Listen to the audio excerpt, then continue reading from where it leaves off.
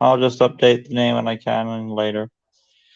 Well, we're live now, so welcome everyone. Wait, maybe we should check the videos on the channel because I can't go to YouTube right now because I'm on the phone. So, Yeah, can I'm you? checking now. Oh Yeah, yeah.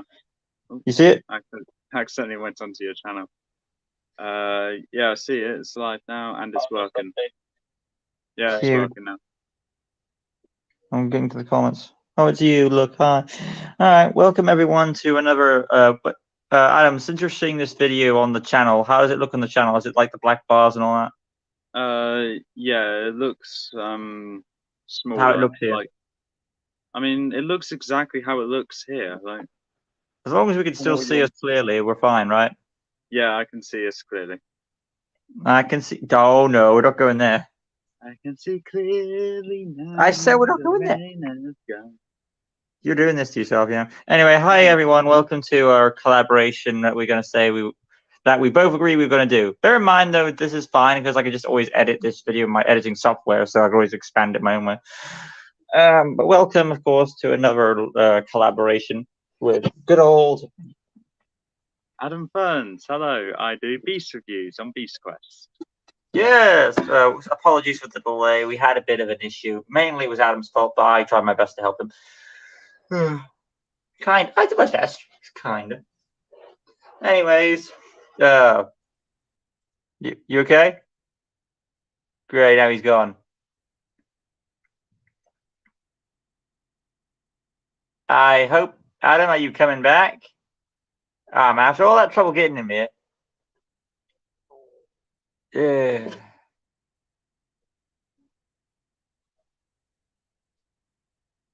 Oh, man. Now it gives me full screen.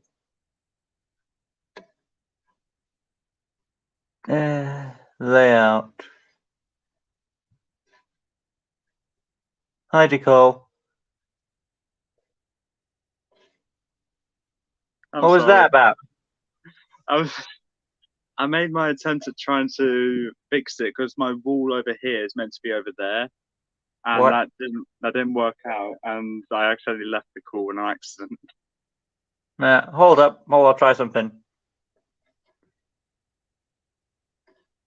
You made us landscape, nice. Well, it solved the problem, didn't it? No, no, the knife's meant to be on the other side, but yeah, Look, I got a full it'll do. screen. At least it It'll was do. Don't worry something. about it. I got us full screen, kind of. Yeah. Anyway. Boy, I'm trying to get I'm all tucked in here, so, but whatever, I'll do it. But anyway, welcome to the live stream. Hi, Nicole. So if you've seen Adam's video, you know that we're doing it says test on the video, but this is basically, we had a failed attempt, okay? We tried this once. It happened. Anyway, though, so we're doing it now. This is the collaboration of the Beast Quest stuff, ranking series 1 through 30 in our own orders of where it is. Me, it's story. Him, it's Beasts. Yeah. Him, I'm this way.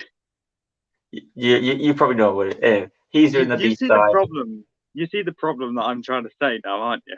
Yeah, I get you. So all I've got to do is face that way. Yeah, I got it. Mirror thing. Yeah. So hopefully I've got my first book ready. We'll try to do this as best as as fast as we can because I don't know what's going to happen. Adam doesn't know what's going to happen. Any words before we start? This order is strictly our opinion. Mine's on beast perspective, his is on storage perspective. And let's get into this. It's going to be a long list. We should have 30 books, and in case we've missed one in any way, F us. I think I counted right. Yeah, but anyway, at number 1, you want to do the countdown? Yeah, it's 30th place, by the way. 3, 2, 1, go. 11. You picked 16. Oh, that was one of my minds too at one point. But I think I watched my old review and I was like, eh. So I went for series 11, obviously. No surprise there. Who wants to go first? You or me? I can go first if you like. All right. Okay. Anyway, series 16 for me is last place because all the beasts have a very special thing in common. They're regular animals and they transform into beasts. This is a hit or miss trend for me, and in this case, it misfired horrendously. None of the beasts stand out to me as great, and this is only the best by default, honestly. Solix, I guess, is good, but with his performance in Battle of the Beasts, he only lasts long and then he becomes a servant to an Iron Soldier. So what are you going to do? But Series 16 has never impressed me. I hate it since it was released, and it will probably stay my least favorite until the end of time, whenever that may be. Cute. Thank you. Right, we're good. As for me, I of course picked good old Series 11. Not so surprised that it's at the bottom, because it would. I think for most people that are Beast Quest fans, it would be low on the list. Because for a story perspective, it's kind of a cliche ripoff of Series 1. It's not the worst ripoff in the world, but like it's still tolerable. It's just that you're expecting, when it comes to a Beast Quest story, you're expecting creative new ideas, and you good, Adam? Yeah, I'm having trouble hearing you. Better? Right. But yeah, so you're expecting creative new ideas, and well, this is not the result I was expecting, but so it's kind of lacking. It's got, and okay, the villain makes up for it, but the story is, and it's still the same to this day because Clinton hasn't really been stopped yet, has she, Adam? Now I can't hear you, mate. Oh boy. Whatever. He'll be back. What happened to begin with. Can you hear me better now? I can't. Yes, I can. Very good. Being honest, I can't remember what happened. I can't remember what happened to Kenza's goal is that she wants revenge on the people of Auntie for banishing her in this Kingdom Hencrow, and she's still trying to get revenge on that goal with different schemes. Overall, her first attempt is to make evil beasts and bring them to that kingdom for payback. It's a fail, obviously, but it still gives us a good villain. We do have some cool designs and some beasts not being mentioned for reasons why, but others like a good old Flamar here are awesome here, design-wise. Also, I think you're a fan of Brutus as well, so there is still some likability for some of us in this series. As a story perspective, though, it's all right at best. I appreciate the villain. That's the best it gives us, so that's why it's at the bottom. Oh, that's something that I should mention.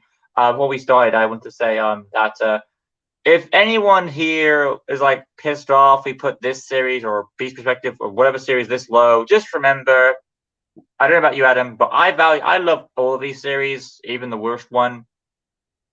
Okay, I'm definitely myself then. But the point is, there's still value in everything, right? Yeah, for me, this will always be 30th best. There you go. Mm-hmm. And yeah, so that's our points in our first book now. We've done one down, 29 to go. Good damn. Yeah, let's do it. Okay. What does the duration say on the video so far? 8 minutes and 13 seconds. Boy. Okay. Well, Adam went first last time, so I'll be going first this time and countdown away. 3, 2, 1, go. Huh. I wouldn't be surprised because I know you're not really a fan of that series. Well, I don't know how you're judging it because I know you're judging on a beat perspective, but if it was a story perspective, I think it still might be low for you. Oh yeah, definitely. It's a ripoff. Yeah, fair enough. There are good ripoffs and there are bad ripoffs, but whatever. I know I feel positive about it. You feel negative. It's fine. Anyway, different opinions.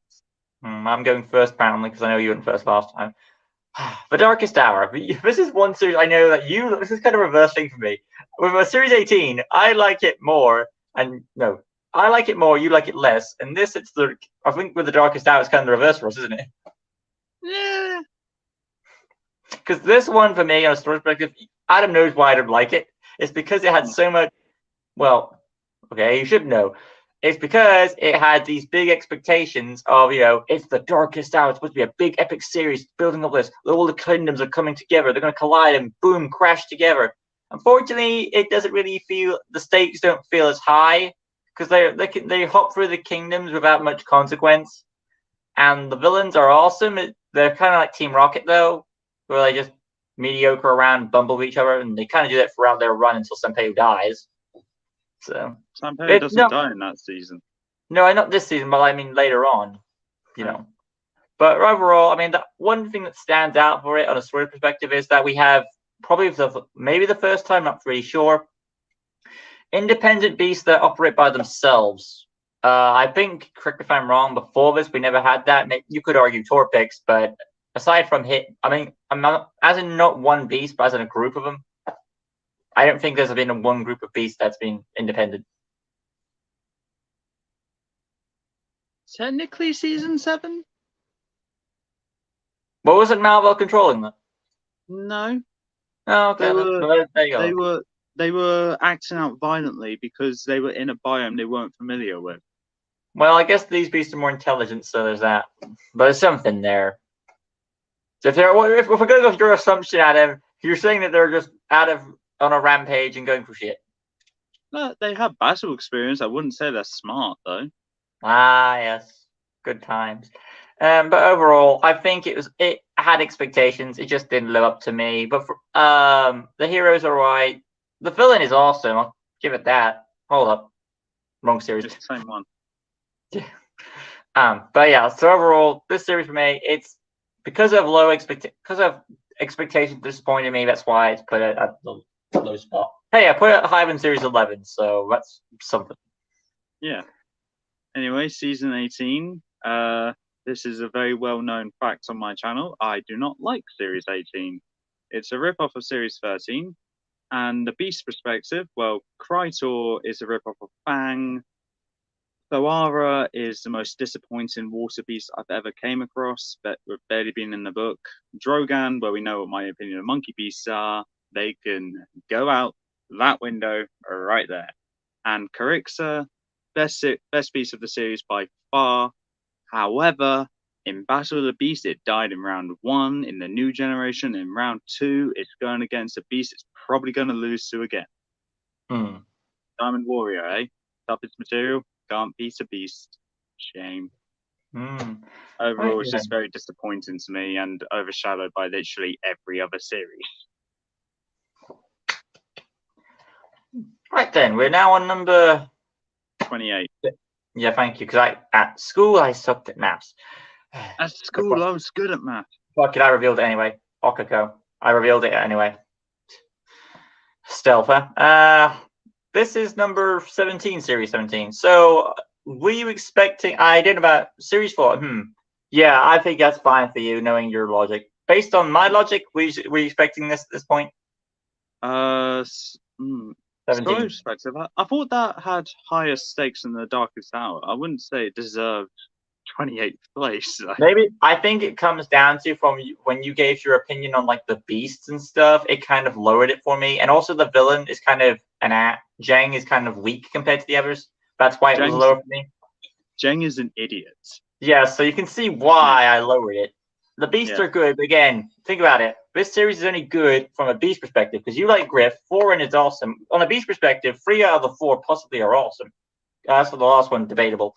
But on a story perspective, it's just really another fetch quest, really, and the villains are just kind of there. So it's not really much to anything about it. So that's why. Oh, sorry, Adam. I think I went first again, basically, and you think it was your turn. So yeah, but you did. Whatever. It's done now. I didn't want to interrupt you. Okay, series 4. Yeah, none of the beasts here are particularly amazing to me. They don't stand out. This is the best one for. I don't even know why. Nixa and Equinus are just okay. The others are forgettable. I forgot their names already. And Stealth has the power to turn other people evil.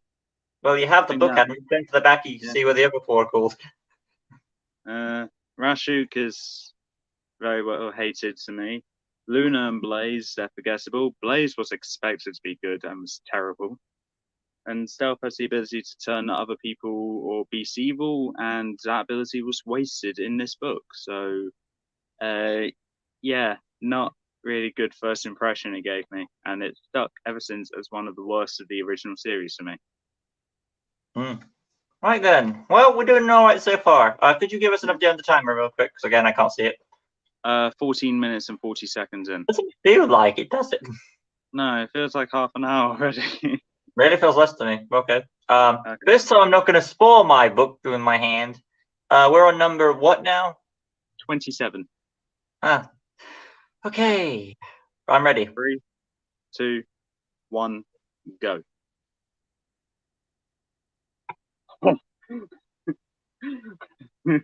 That is a surprise. Again, story perspective, kind of weak. Well, I actually don't remember the story from that one. Exactly. That's what I'm saying. That's not really a good sign, is it? No. Anyway, Series 14. This is probably the most average batch of beasts there are. Vizlak and Falra are okay. Tigron, we already know my opinion on these monkey beasts. And Rathcore, who remembers Rathcore? No one, because it's such a forgettable starter. Overall, it's surprisingly average, and the reappearance of Vedra and Crymon, while it's not a popular special to either of us, I think we can agree they had a better appearance at the end of this series than their actual book, which would make sense because they're dragons. This Farah is the best for me though because I like phoenixes, and there's really no other reason I can give. There you go. All right, Series 26. Now, again, people say, what the hell? How could you put it there? But again, think about it. Adam just said it himself. He can't remember the plot. And as for me, I can vaguely remember it. And all I remembered about it was about ancient beasts on like this tapestry. And one of the villains, forget, Zargon, is this on the back? Yeah, Zargon. Yeah. He wants to get involved and he becomes one of the beasts. So think about it, there's not really much story going on. I think it's just about, correct me if I'm wrong, it's just another sorceress that we don't know of much because he's introduced here, trying to do world domination. Oh, hold up, this is series 27, 26. So he was already established in 25. So, but regardless, think about his two plots. He doesn't really feel like a villain that is really worth a two-parter. Yeah, being honest, that plot of that series reminds me very vaguely of Series 21, which, according to this ranking on your side, it seems to be the more superior series. Which is not a bad thing. Now, if this was a beast perspective, I'm pretty sure Adam will put Series 26 way higher, because again, I would support that. But since I'm judging, according to Adam's rules, I'm okay with agreeing because that's what I do on my channel. I prefer doing the story and he just the beasts. That's how it is.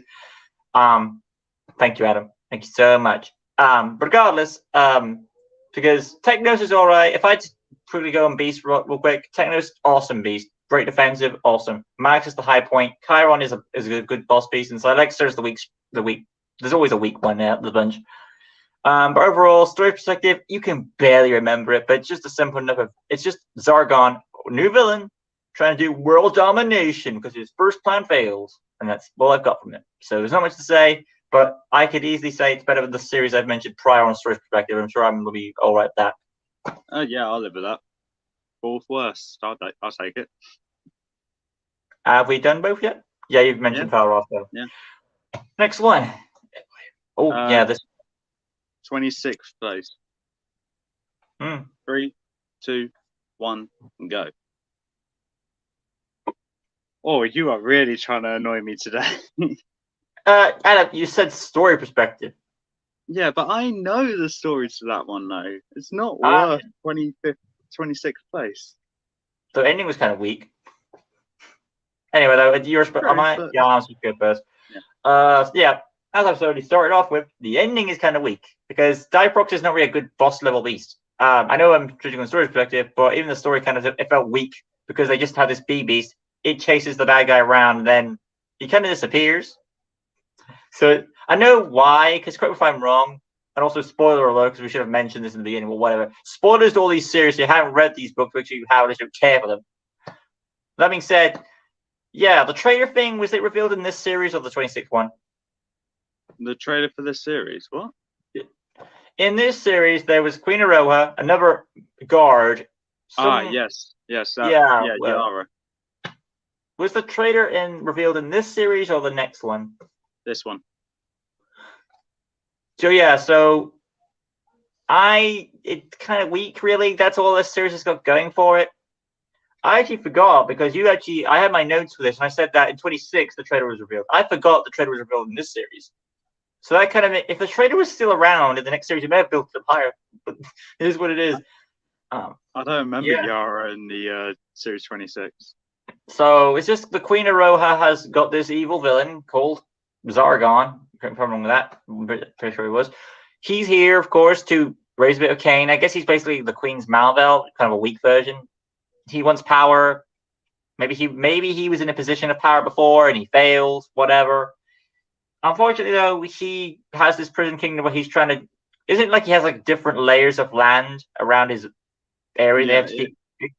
Yeah. yeah, it's like a jungle, mountainous peaks, a lake, castle, and the realm is called Vakunda.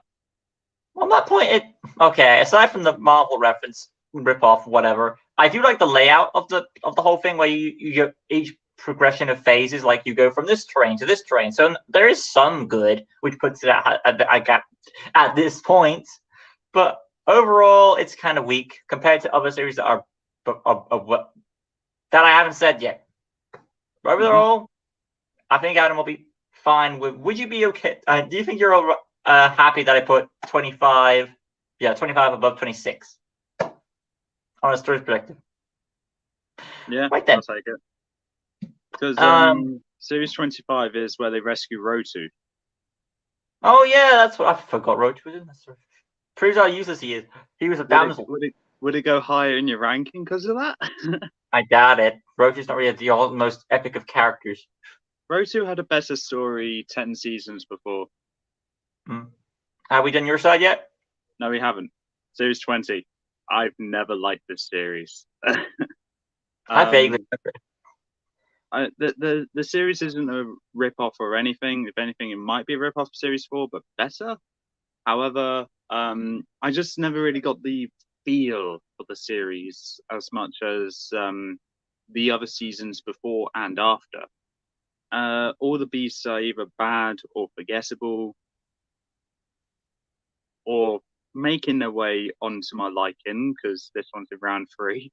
But it's just they're just missing that spark that Beast Quest had before and regained after, which makes this a bland series for me, of Beast's perspective anyway. Story I don't know, because I don't do story. I forgot that one. But if he did judge it in story, he would let you know. I would have still ranked it low. Fair enough. Okay, we're doing all right so far. What's the timer at? 22 minutes. Doesn't feel like it again. Yeah. All right, we are now at number what 25. On the ranking? 25. Oh. Funny, because I just did Series 25, but whatever. All right then. So when you're ready. 3, 2, 1, go. No, it's a big conspiracy, but didn't you just do Series 20? Oh, this is 28.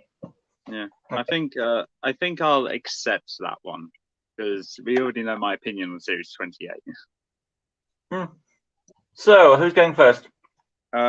It's me. All right. So these beasts, these gloriously, magnificently terrible beasts, are the only thing that's saving them is the fact that they're made from the blood of the good beast. And as you can see, Serpio is my favorite, made from the blood of Arcta, one of my. I know what you're doing, Adam. I know what you're doing. The skill on Serpio is astounding. The ability of the sharp fangs, the agility, the icy beam that shoots out of its eye and nose, tail, and the ability of what was it? Killing a giant wolf. Yes. Oh, hey Lucas, I didn't know you were here. But anyway, Series 11. Serpio, Brutus are the only good ones to me. Flamar is a rip-off of Hellion, and they're both not that great. Tauron, I like my Centaurs, but this one's disappointing. Elko and Tarok, no one likes them. And that is the one thing Lucas can agree with me on with this. But yeah, the only reason why is this high is because Serpio, and also that they're made from the blood of the good beasts. Other than that, it's not really that good, even beast perspective. I think you should stop bragging on that fight, really. Oh no, I'm not going to stop bragging on it. It's one of the best fights. What is your deal? I don't know. I just want to mess with you. I don't know why I haven't done anything. Well, there you go. Haha, I've laughed. We move on now. Good. Series. Don't worry, guys. He's my best friend still, regardless of what he tries to pull on me. Anyway, though, Series 28, of course, I'm okay picking a Siron. I know there's other ones on here, and they're all awesome, but I guess I was just thinking, design wise at the time. So hey, not bad. Um, this series isn't this where we introduced to the new projectors? Yep. Yeah, this is where they're hostages, isn't it? That makes sense why it's so low. Because they don't really get much to do aside from being plot points, really. Damsel in So distress. yeah, pretty much. The ending is kind of weak too. Malvel, it's nice to see him back. He doesn't really. He's not really his best beast, though. I wouldn't say. I mean, yeah, Siren's cool. Styx is a giant alligator, and well, a walking tree. We've seen that before. We don't talk about Captiva. No, and Velocro kind of looks like Hawk out of two heads, really. Kind of. But on a story perspective, I can barely move. It's just Malvel coming back for revenge by capturing these heroes because he's sick of Tom, and I'm like, isn't this the series? No, it's not. That's the next series. He apparently this is bullshit because later he's revealed to have this potion, and why didn't he use it in the first place? Because he needs to make it properly. I don't know, but how powerful he is, he should be able to kick this kid in the face by now. Kind of weak series. Its only saving grace is probably the first two beasts, I believe, in your opinion. I think it's the first and last one. I don't really like Styx. All right, then. Well, there you go. I put it this high because, well, compared to the other ones prior on a story perspective, I think Adam understands why he should be here. Okay. Yeah. All right. That's me done. Okay. Moving on to 24th place. Okay, then. When you're ready. 3, 2, 1, go. Close. Okay. Oh, I know it's our opinion, but that opinion is wrong. It's wrong. Well, I'm glad you think that. The thing is, though, 19, I forgot. There was there's an era of B's Quest where I forget, and you know what it was, like 19 through 20 or 21. So, again, I was confused. I forgot about the Neville stuff. 19 to 21, but that Kingdom of Dragons, that's one of the best seasons. On a story perspective from you? Both. Fair enough. Well, opinions differ. We value stuff differently, and that's why we kind of one of the reasons why we like each other. Yes, but, I respect your opinion, even though it is very clearly wrong. Well, thank you, Adam. I appreciate that. I'm sorry that that our opinions are different, and I'm sorry. But regardless, who's going first? Oh dear. What? Sorry, you just buffered out there for a second. I said who's going first. It's you this time. Right then. So Series 19. And again, like I was saying, no matter where I put them, they're all awesome, even in the worst ones. But this series, problem with I will say, the thing is with this series is I forgot what happened, and that's why I put it where it is. I still wanted to put it up high because it's not the worst, but the reason why I put it where it is because I genuinely forgot the plot. That's not saying much, but the only thing of relevance I remember is Beric is in it, the warrior guy. I forgot about Jezrin working for him, apparently. And Jezrin wants to gain another power source that will make him powerful. Oh, hello, Stitch. Is that one of your friends, or is it mine? No, I don't have any friends. I'm here. Hi. Yeah, apart from me, he means other people. But he's got, and apart from Jack, who wants to count him and all the others, it's fine. But yeah, that's the reason why I put it where it is. It's because I genuinely forgot the plot. But I think it's just another a villain plot to gain a power source, right, Adam? If anything, it's similar to Series 9, where you travel across a distant realm just to get to a power source and make you the most powerful wizard in the world. Is Jezrin in a desperate position as Malvel was in 9? He wasn't as desperate, but the thing I found funny is when he got to the Well of Power, he technically won by getting to it, but he couldn't drink from it because Strysor deemed him unworthy. Well, there you go. So that's why I put Series 19. Anyways, if I had known the story a bit better from my memory, I may have put it higher. But from my limited knowledge of the time, I put it where it is. So that's hopefully, Adam, that's a justification of why it's where it is.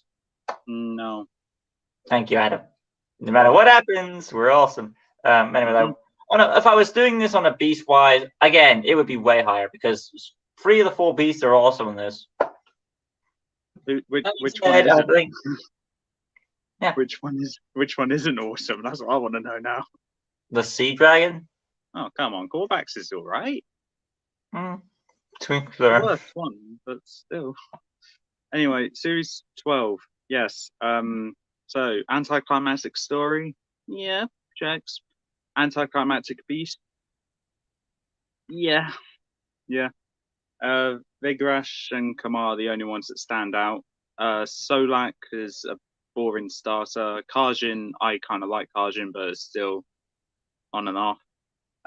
Israel and Vigarash, nothing much to remember them by because they're some of the more forgettable beasts to me. Merca only is the best because it was the longest lasting in the original tournament, making it to the top 20 before being crushed by a giant mountain. That works. Yeah, Well, other than that, the series is kind of bad beast-wise as well.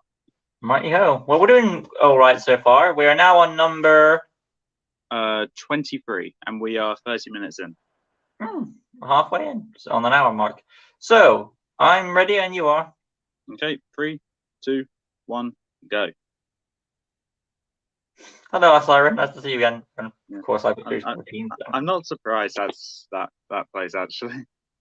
Well, so you're actually happy I put 14 above 19? Well, I'd rather 19 above 14, but I mean 14 is one of the more basic seasons. And who's going first? It's me. So season 28. Sum it up. One giant disappointment. Osiron is the only good beast from that, and even then I still think it's okay. The Larkrow is just, Styx, I don't remember anything from him.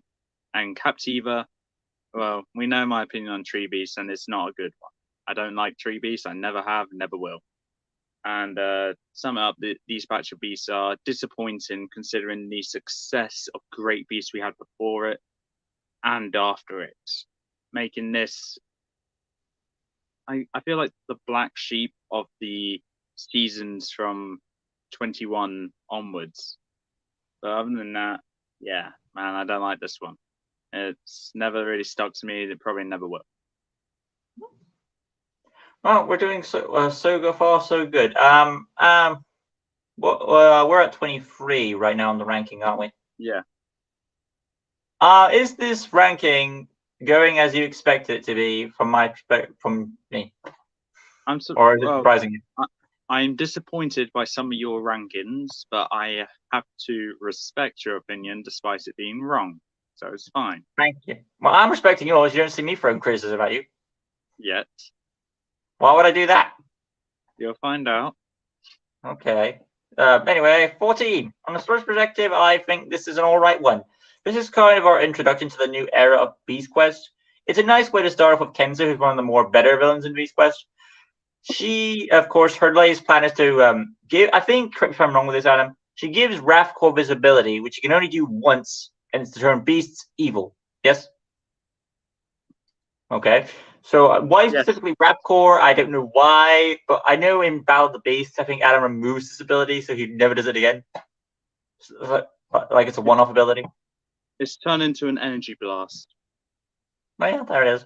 But yeah, so Wrathcore gets this power. He turns the other three beasts evil. And on a story perspective, I do enjoy this. Well, as I enjoy the overall thing of, freeing these evil beasts and the end game one, because they somehow get Vidra and Crymon involved in there. Now, Adam doesn't count them as part of the series, I don't think. If you did count Vidra and Crymon as part of it, would you have put it higher? I didn't count it, and no, they probably won't affect much. Yeah.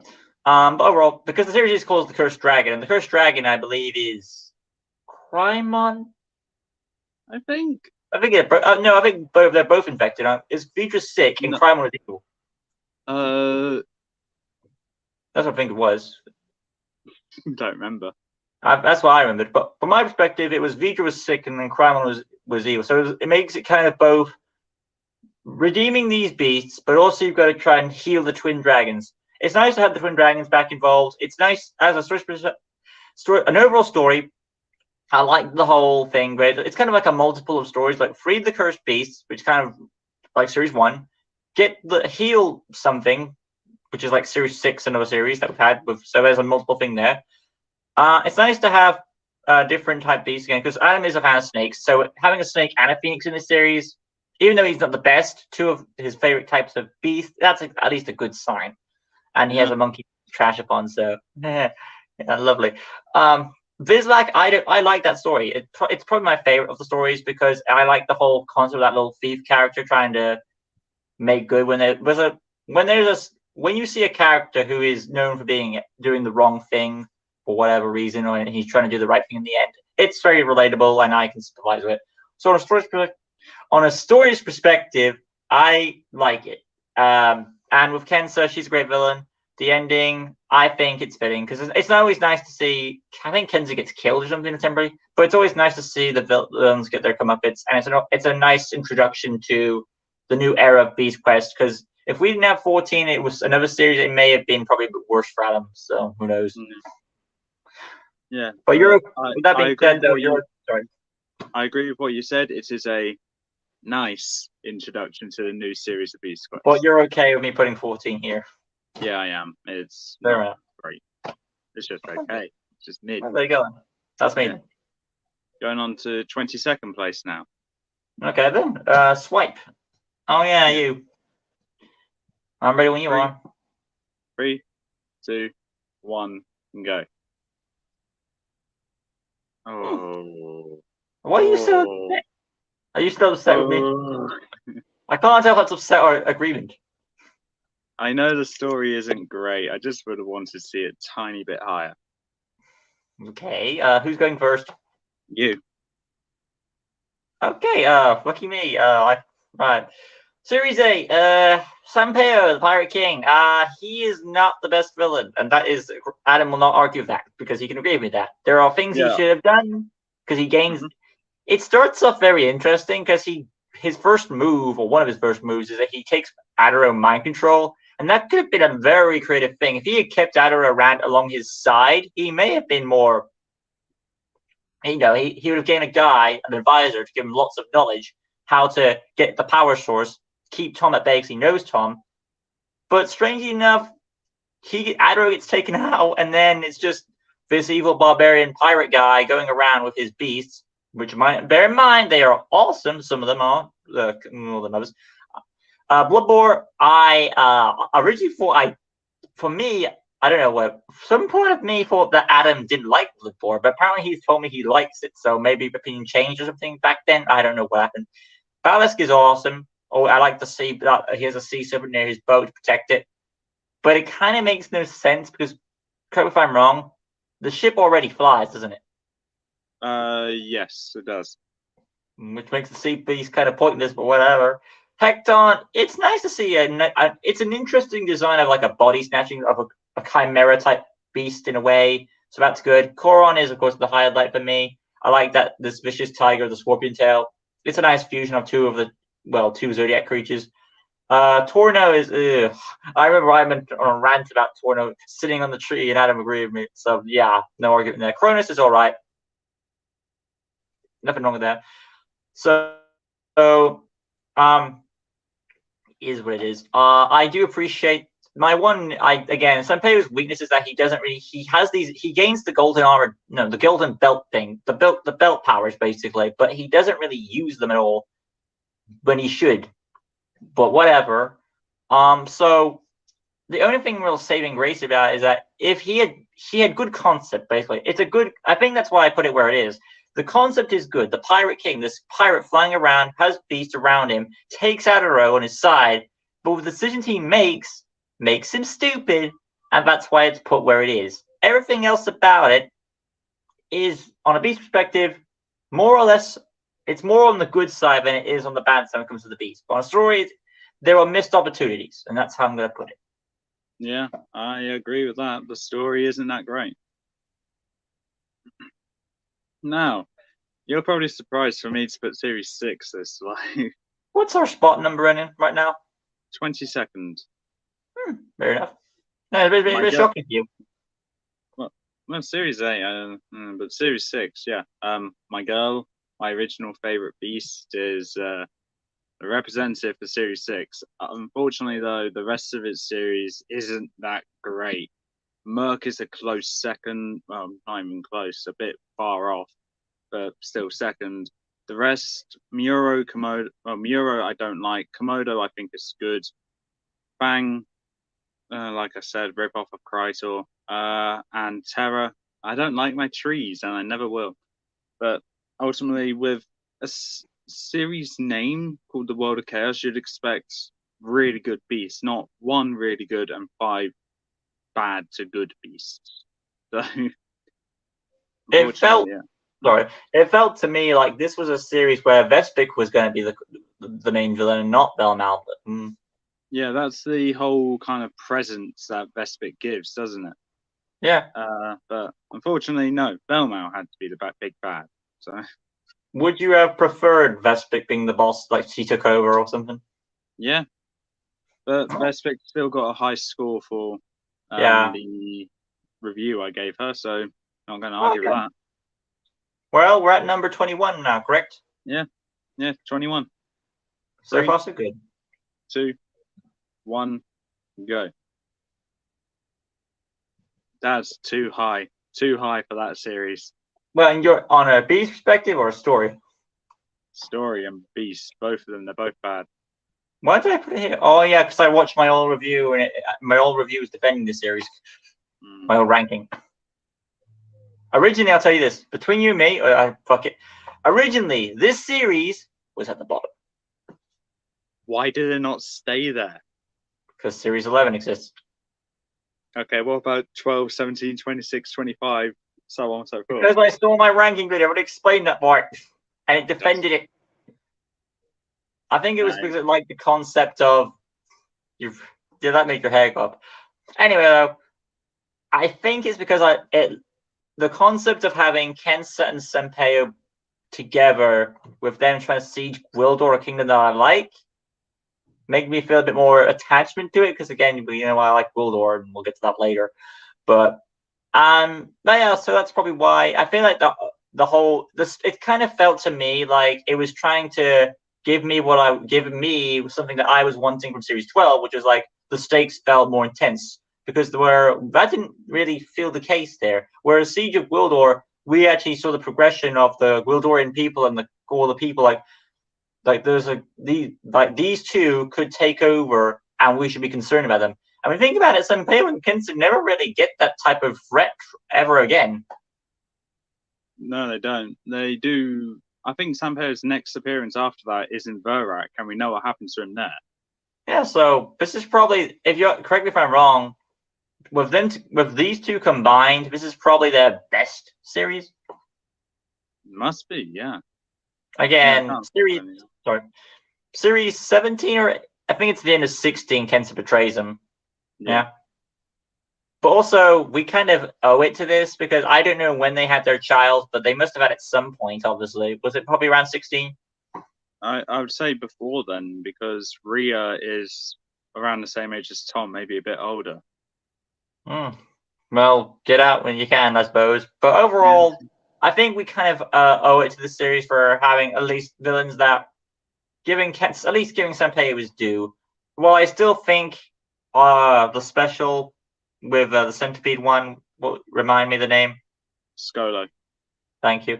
Skolo, I think that is still his best plot. As a combined plot, I think this is all right. Strike, the lobster beast is the Ronak is on a beast perspective, they're kind of there really. But on a story perspective, now you agree with me.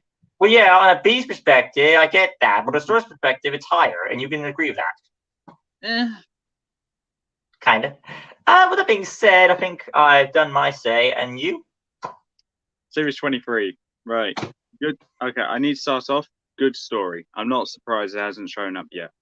But beast-wise, Querzal is a tree. Let's not talk about that. You love your trees? No, I don't. Up next is Talker, the Sky Snatcher, a three-headed vulture. Sounds interesting. It's not. She's quite boring. Zircon, the finale, or as Lucas calls it very wrongly, Exarchon. I will be honest, good twist. Surprised we haven't pointed it out sooner when we were reading the series. Was good time. Yeah. It really shows how stupid we are. So,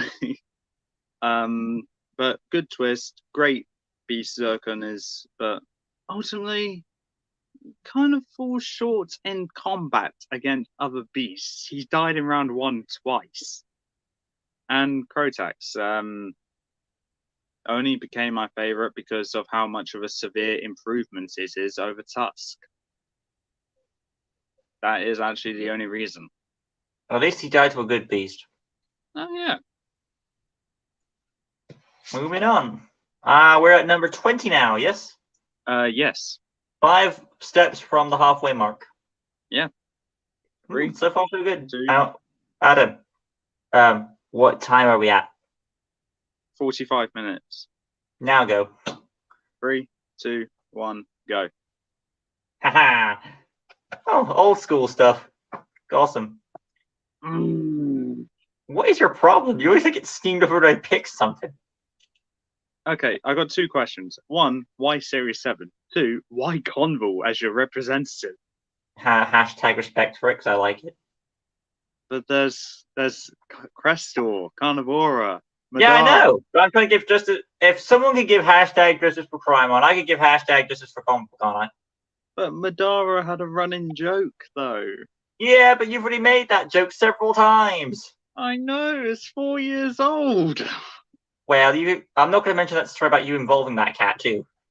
Mm-hmm. Moving on. Who's going first? I think it's me.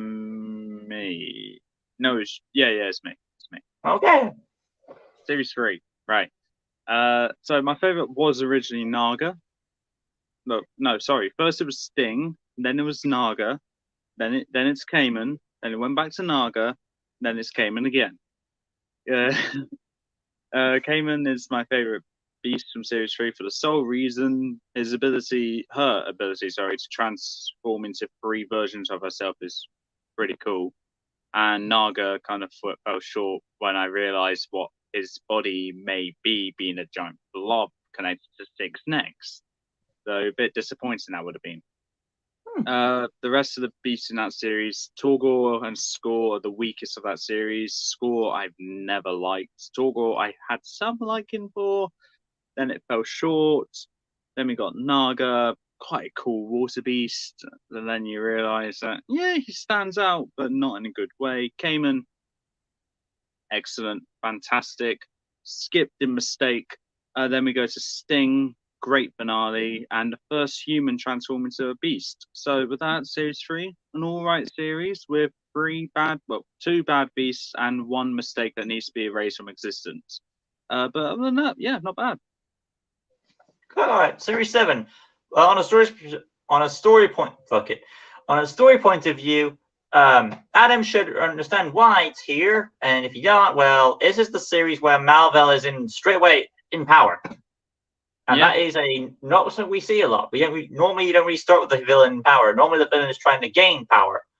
But since the villain is basically in a strong position that he's won, it's a nice way to throw the viewer off guard, because this also came to a point after an epic 2-parter series of Series 5 and 6, which I know Adam's also kind of this part of the arc as a trilogy.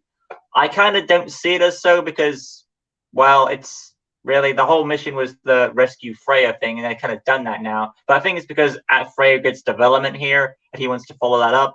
So it's a debatable thing. I think you can understand why that I don't count it. Why I don't count it.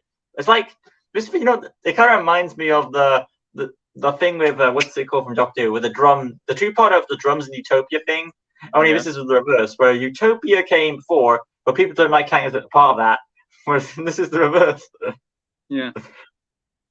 Yeah, but the thing is, Utopia ends on a cliffhanger, but so does Series 6, with them seeing a castle with different flags. That's a cliffhanger. It is what it is. But overall, Lost World, yeah, I do like that Malvel starts, as in position of power. He doesn't kill Tom, but he kills Mark, so that raises the stakes. Mark is one of Amaro's apprentices, which is a shame he died. If he had stayed around, I would have preferred him over Daltek, but the series has progressed Daltek, so he's all right now. I do like that Freya's getting development. That's another good story ploy, that these counterpart characters are getting development. Beast-wise, even though I don't judge the beast, Adam will agree with me that Carnivora is a highlight. Elec, take what you will of it, but the running joke, no comment. Crestor is the savage, and then Helion, well, not the best of beast. It's nice to see a beast made of an element. And well, hashtag respect for Convol. I know Adam doesn't. I know you don't really think he's the best female, but he's, at the end of the day, he's not the worst beast diver. And since he didn't die in a pathetic way that Convol Komodo did, you could at least respect him on that front. So At least you respect the beast. I will accept that. hey, come on, he didn't die in a pathetic way that Komodo did. I was So there's referring that. to all of them. All right, then there's that for you. But I think, adding on a story point of view, you can see why I put it where it is now. So hopefully you have some sort of justification. I personally like the Kingdom Redemption series of Series 7 and the final book with the final fight of the good beasts of Tavernia, Tom, Alina, Talador, everyone of Tavernia versus Malvel and his army. It's amazing, along with a great shot of Tom, Oh yeah, that Alina, and finale, Storm yeah. bursting through that door. That is why I love the story, because it was such a great finale that was missing in Series 12, and you can agree with me on that. Oh yeah, putting all Yeah. those beasts together to help fight off Malvel's forces is awesome, pretty much. Oh, hi, Keezy.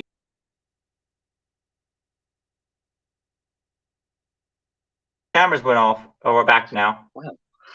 You okay? Well, right then. We did both right. Yeah. Number So 19 is next. right. 3. I'm ready when you are. You're going to disagree with me here, by the way. Probably I 3, will. 2, 1, go. Nice one. That's 2, and I've got 4. So who's going It's first? really old school now. That's fine. I can understand why, because I know there are some beasts in that series that are kind of shit, really.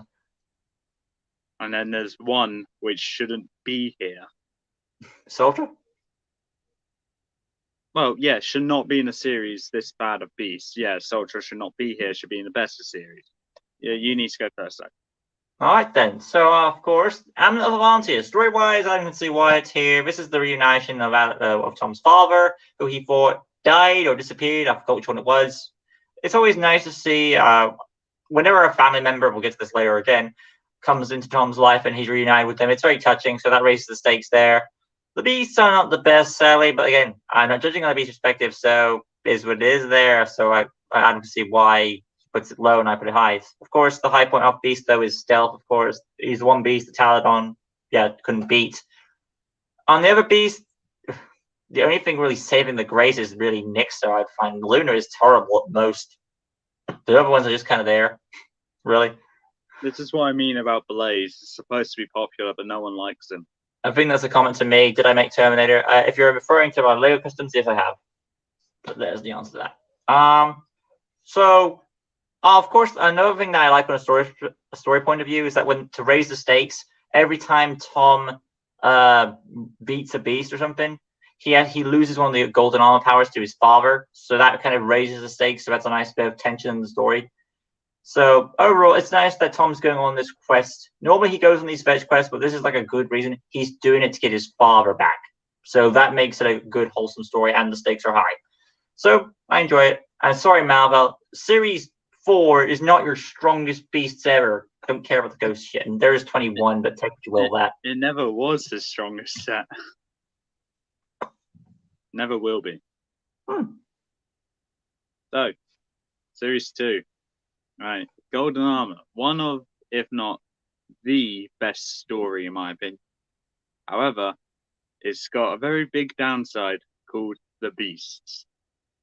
Zephyr, in my opinion, is actually an okay beast. Beast-wise, terrible. Story-wise, great beginning. But I'm going beast perspective. So Zephyr, bad beast. Claw. No words. Sultra is the best of the series by a long shot with the Medusa Siren combination. Vipero, I think, is quite good. And Arachnid, the definition of do not judge a book by its cover. Well, your mother has some words on that one, I think. Oh, yeah. It looked boring, but it was a really good beast. I liked it.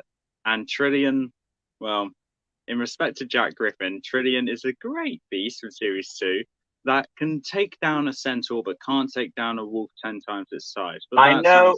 that sounds like a me problem. I know at one point you said we did this when we originally did Battle of the Beasts, and one of our first fights. I said pick your favorite four-legged beast. At one point, that was Adams, so at least he had Yeah. some respect at the time. Yeah, and it got annihilated by Silver. So Good times. Now I got back at you for that Serbia thing. that was the very first battle. So. Yes. Oh yeah. So respect there. I think he froze a bit. Okay. Yeah. But yeah, Trillium versus Silver was my first battle that we did. But yeah, Series 2 is just mid now for me. Just okay, Soldier was the highlight. So on our number 18. 3. I'm ready when you are. 2, 1, go. Oh. So, who's first? Wait, hold on. You are. No, I am. I am. Yeah, I am. I'm sorry. Right. So, Series 17. This is the beast you defend, isn't it, Griff? Oh, yeah, if someone respect, because I don't know who his name is, but whoever it was, hashtag respect for Greymon. I'm hashtag respect for Convol, and you must be hashtag respect for Justice for Griff. Yeah, go. Griff is, in my opinion, the best beast from Series 17.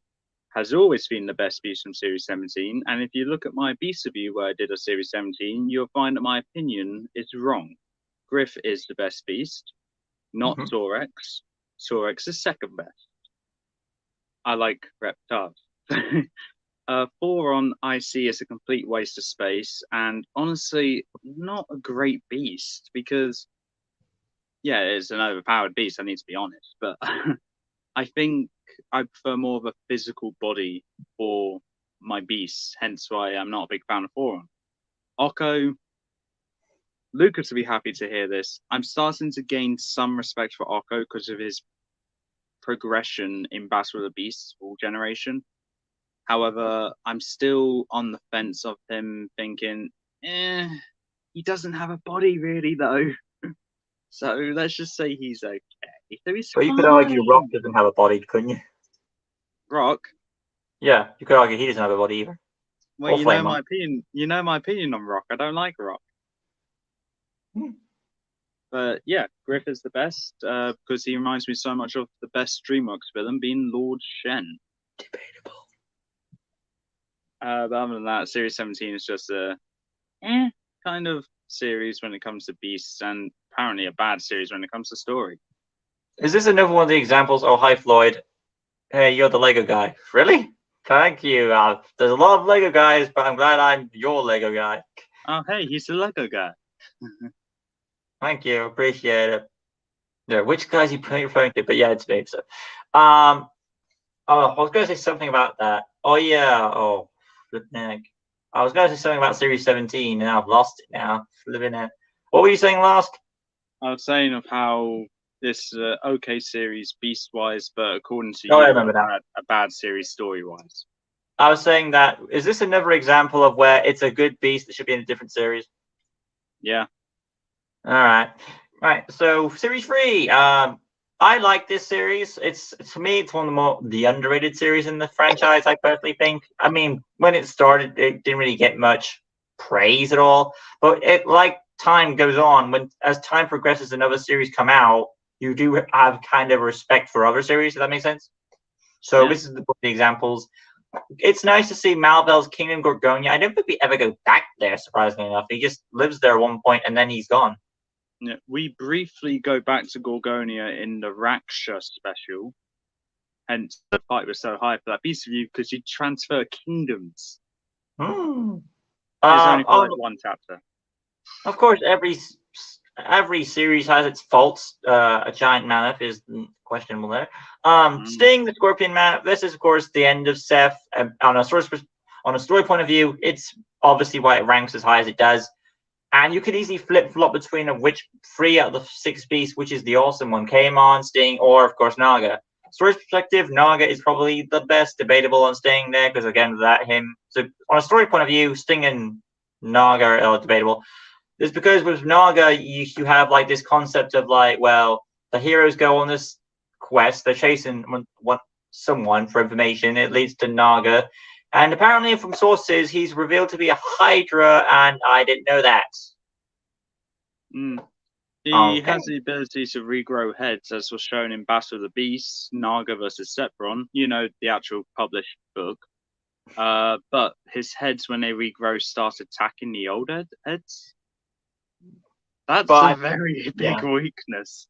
I think on a perspective, he's not the best. Okay, he may be the first Hydra, but he's not the best Hydra. That honor still goes to Max. So, yeah. Overall, though, story point of view, I also do like the concept. Even though he's not the best beast ever, Torgor, he's still not the worst starter book. I can tolerate that. I mean, there's far worse than Ursus the Bear. Take what you will of that. Mm-hmm. But yeah, so Torgor, he's all right. I do like my Minotaurs. That's probably a soft spot for me because, again, Chinese Zodiac, it's my sign, well, the bull. So I do like the opening, how it begins, and then each one is what Tom's getting a new power source from each beast he takes out. And I think when he takes out a beast, they turn into a crystal version of themselves, which is kind of cool. In some of them, no, hold on, no, all of them. The jewel is actually part of the beast's body or weapon. So Torgor's his axe, Score's his hoof, Naga's his head, Cayman is the thing on the back, Tusk, we know that, and Sting is on the tail. I'll say what you will about Torgor, but if he basically claims one of the most precious items of Tom's arsenal, the red jewel that communicates with others. So and is that for you? He had the belt as well. Of course he did. That's the only respect. That's the only respect I have for Torgor. That, and he easily hunted down an injured Tagger. So thank you, Trellian, for that. Oh, that's weird because that's the sign of my sister in the star zodiac, the Sagittarius, which is where all right, we'll go. Overall, I'm Sagittarius. Though, yeah. I'm a Sagittarius as well. Oh, I didn't know that. Yeah. Awkward. Moving on. Score. It's nice to see Pegasus Beast. He's not the best, but it's nice for something to Seth to ride. Kaimon is awesome. I've had more respect for Kaimon as time's gone on. But yeah, overall, I enjoyed it. And of course, they leave it very vague if Seth is still alive. I personally don't think he's alive because it's been like how many series now since 27 series. I don't think he's coming back, but it'd be nice if he did. This guy ain't coming back. I like that our opinion on Cayman have gone up over time. So that just at least we shared an opinion on something. We're friends. Speaking of which, I hope we do have a match come up at some point. And if we don't, it won't be the first time. Righty-ho. What's next then? 17th place. Oh, yeah. I'm ready. 3, 2, 1, go. Good for you. That's how far it made it, huh? Yeah. I told you it was in the middle of the road. Fair enough. Who's going first? You. Right then. So this is, of course, the Isle of Ghosts. This is the introduction of the Ghost Beast once again, where the evil wizard Beric wants to attack Avantia and stuff. And this series leads into his death, I believe. Yes. He's still this time he's working for Malvel. It's not the best series in the world, but I think I enjoy it's another series where I enjoy the concept of this evil wizard in the Ghost Kingdom, and this is like the first time our heroes are in the Ghost realm, so that's kind of cool. Yeah. Not the best of beasts, but some interesting ones of Akira the Crusher, and well, even though it's not your favorite, you put Rykar revealed, so you must have some respect for that. Yeah. I like Skalix. I do. He's from my favorite because I like the concept. He's the toughest beast of the four. And he's a mix between an ankylosaurus and an alligator, so that's kind of cool. Zuluk is probably the weak one there, but then again, even if she's the weakest, she still has a sympathetic reason for what she's doing. She's trying to get her egg back. So, in that being said, you can't really. She's not the worst beast ever. So, so Zuluk's only defending her egg, and Akira was only mind controlled after going crazy when his original owner got fused to him. The only evil ones are Skalix and Rykar. I should have mentioned this. There's a delivery coming, so I will have to take care of that. Yeah. I'll be right back, guys. But those are my overall thoughts, and I'll let Adam take his part. Okay. So, time to give a series about something Series 30. Series 30. Honestly, the downside is the start. Pyrex is boring to me and just on the fence about it, really. Makoro is just a giant disappointment for me, and Selkara, great finale, by the way, and another definition of don't judge a book by its cover. Hey, Lucas, I was just talking about Selkara. And Leptica, honestly, the highlight of Series 30, and I think Lucas can agree with me there. Beast-wise, this one is not going to survive long in Battle of the Beasts, but Selkara, however, will, and I'm pretty confident in that. Sure. Other So than what's the that, myth? What did you say? what? I wasn't there to hear what you said before. I was saying of how Pyrex is boring and Makoro is a disappointment. All right. Yeah, but Leptica and Selkara are the highlights of the series. Other than that, it's just a middle of the road series for me. Right then. Moving on. What's our number at? 6. Oh, we're at 1 hour 5 minutes in. I meant the number. Oh, we're at 16. All right. You're gonna slap your head on the face probably. 3, 2, 1, go. Told you. So close. Any regrets? No, because Leptica's placement has not moved at all. Fair enough. So, who's first? I am this time. Go for it. Series 1, where it all began, started off brilliantly with Furno, one of the best beasts to ever go into Battle of the Beasts, and came out third in the original series. As a fight in the book, it was very bad. It was 1 chapter long. Major disappointment there. Sepron, I know Jack Griffin likes Sepron, but I don't really get the hype around him. I just think he's okay. Arcta is, well, no, I don't like Arcta. Fight was good, but no. Tagus, I personally think he's good, but worse than Sepron. Speaking of which, I do like Sepron. I just think I don't get the hype around him. Nanook. There's always one beast. We all have that special part of the family there, and this is Nanook in Series 1. And Epos. Probably, I would say, the most beautiful, most graceful beast. And the killer all.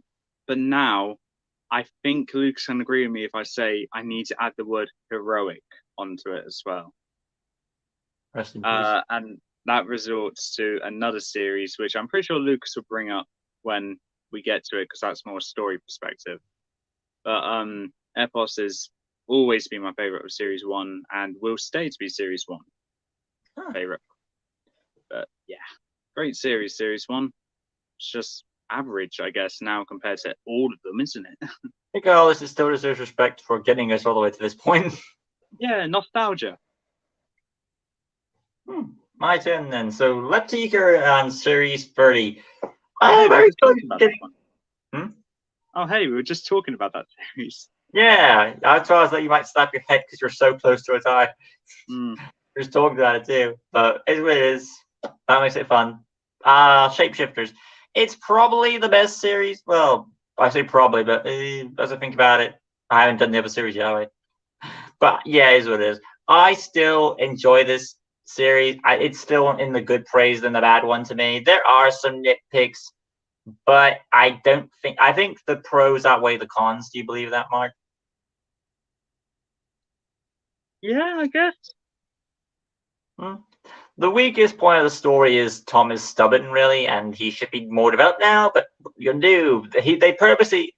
Okay, when the New Protectors began, he was originally a mentor figure, but as time went on, the New Protectors, of course, still new at this, are struggling. Tom is putting pressure on his mind, which I can relate to, and he feels the need to step in despite being hurt. But if you're hurt, then you should let others help you, because if you don't, then you're not really a good example. Because that's the thing I never thought of. Like, what if Tom's negative actions cause one of the New Protectors to do something stupid? Just saying. Maybe out of a move of desperation, but new protectors have had 3 quests, 3 beasts each, where they learnt, they grew, they matured. I'm pretty sure they know what they're doing. They could be independent now, right? I hope so. But Lip Seeker's the high point, no doubt. I like the creepy vibe it builds up with for Nolan. Yeah, it was building from that cave and it carried on throughout. If she hadn't shown up, the series may be kind of weak, really. So Kara, again, great book. She's like the strength of this. I do agree with Adam's perspective that the brains beat the brawn type thing. I didn't think of that, but yeah, that makes sense.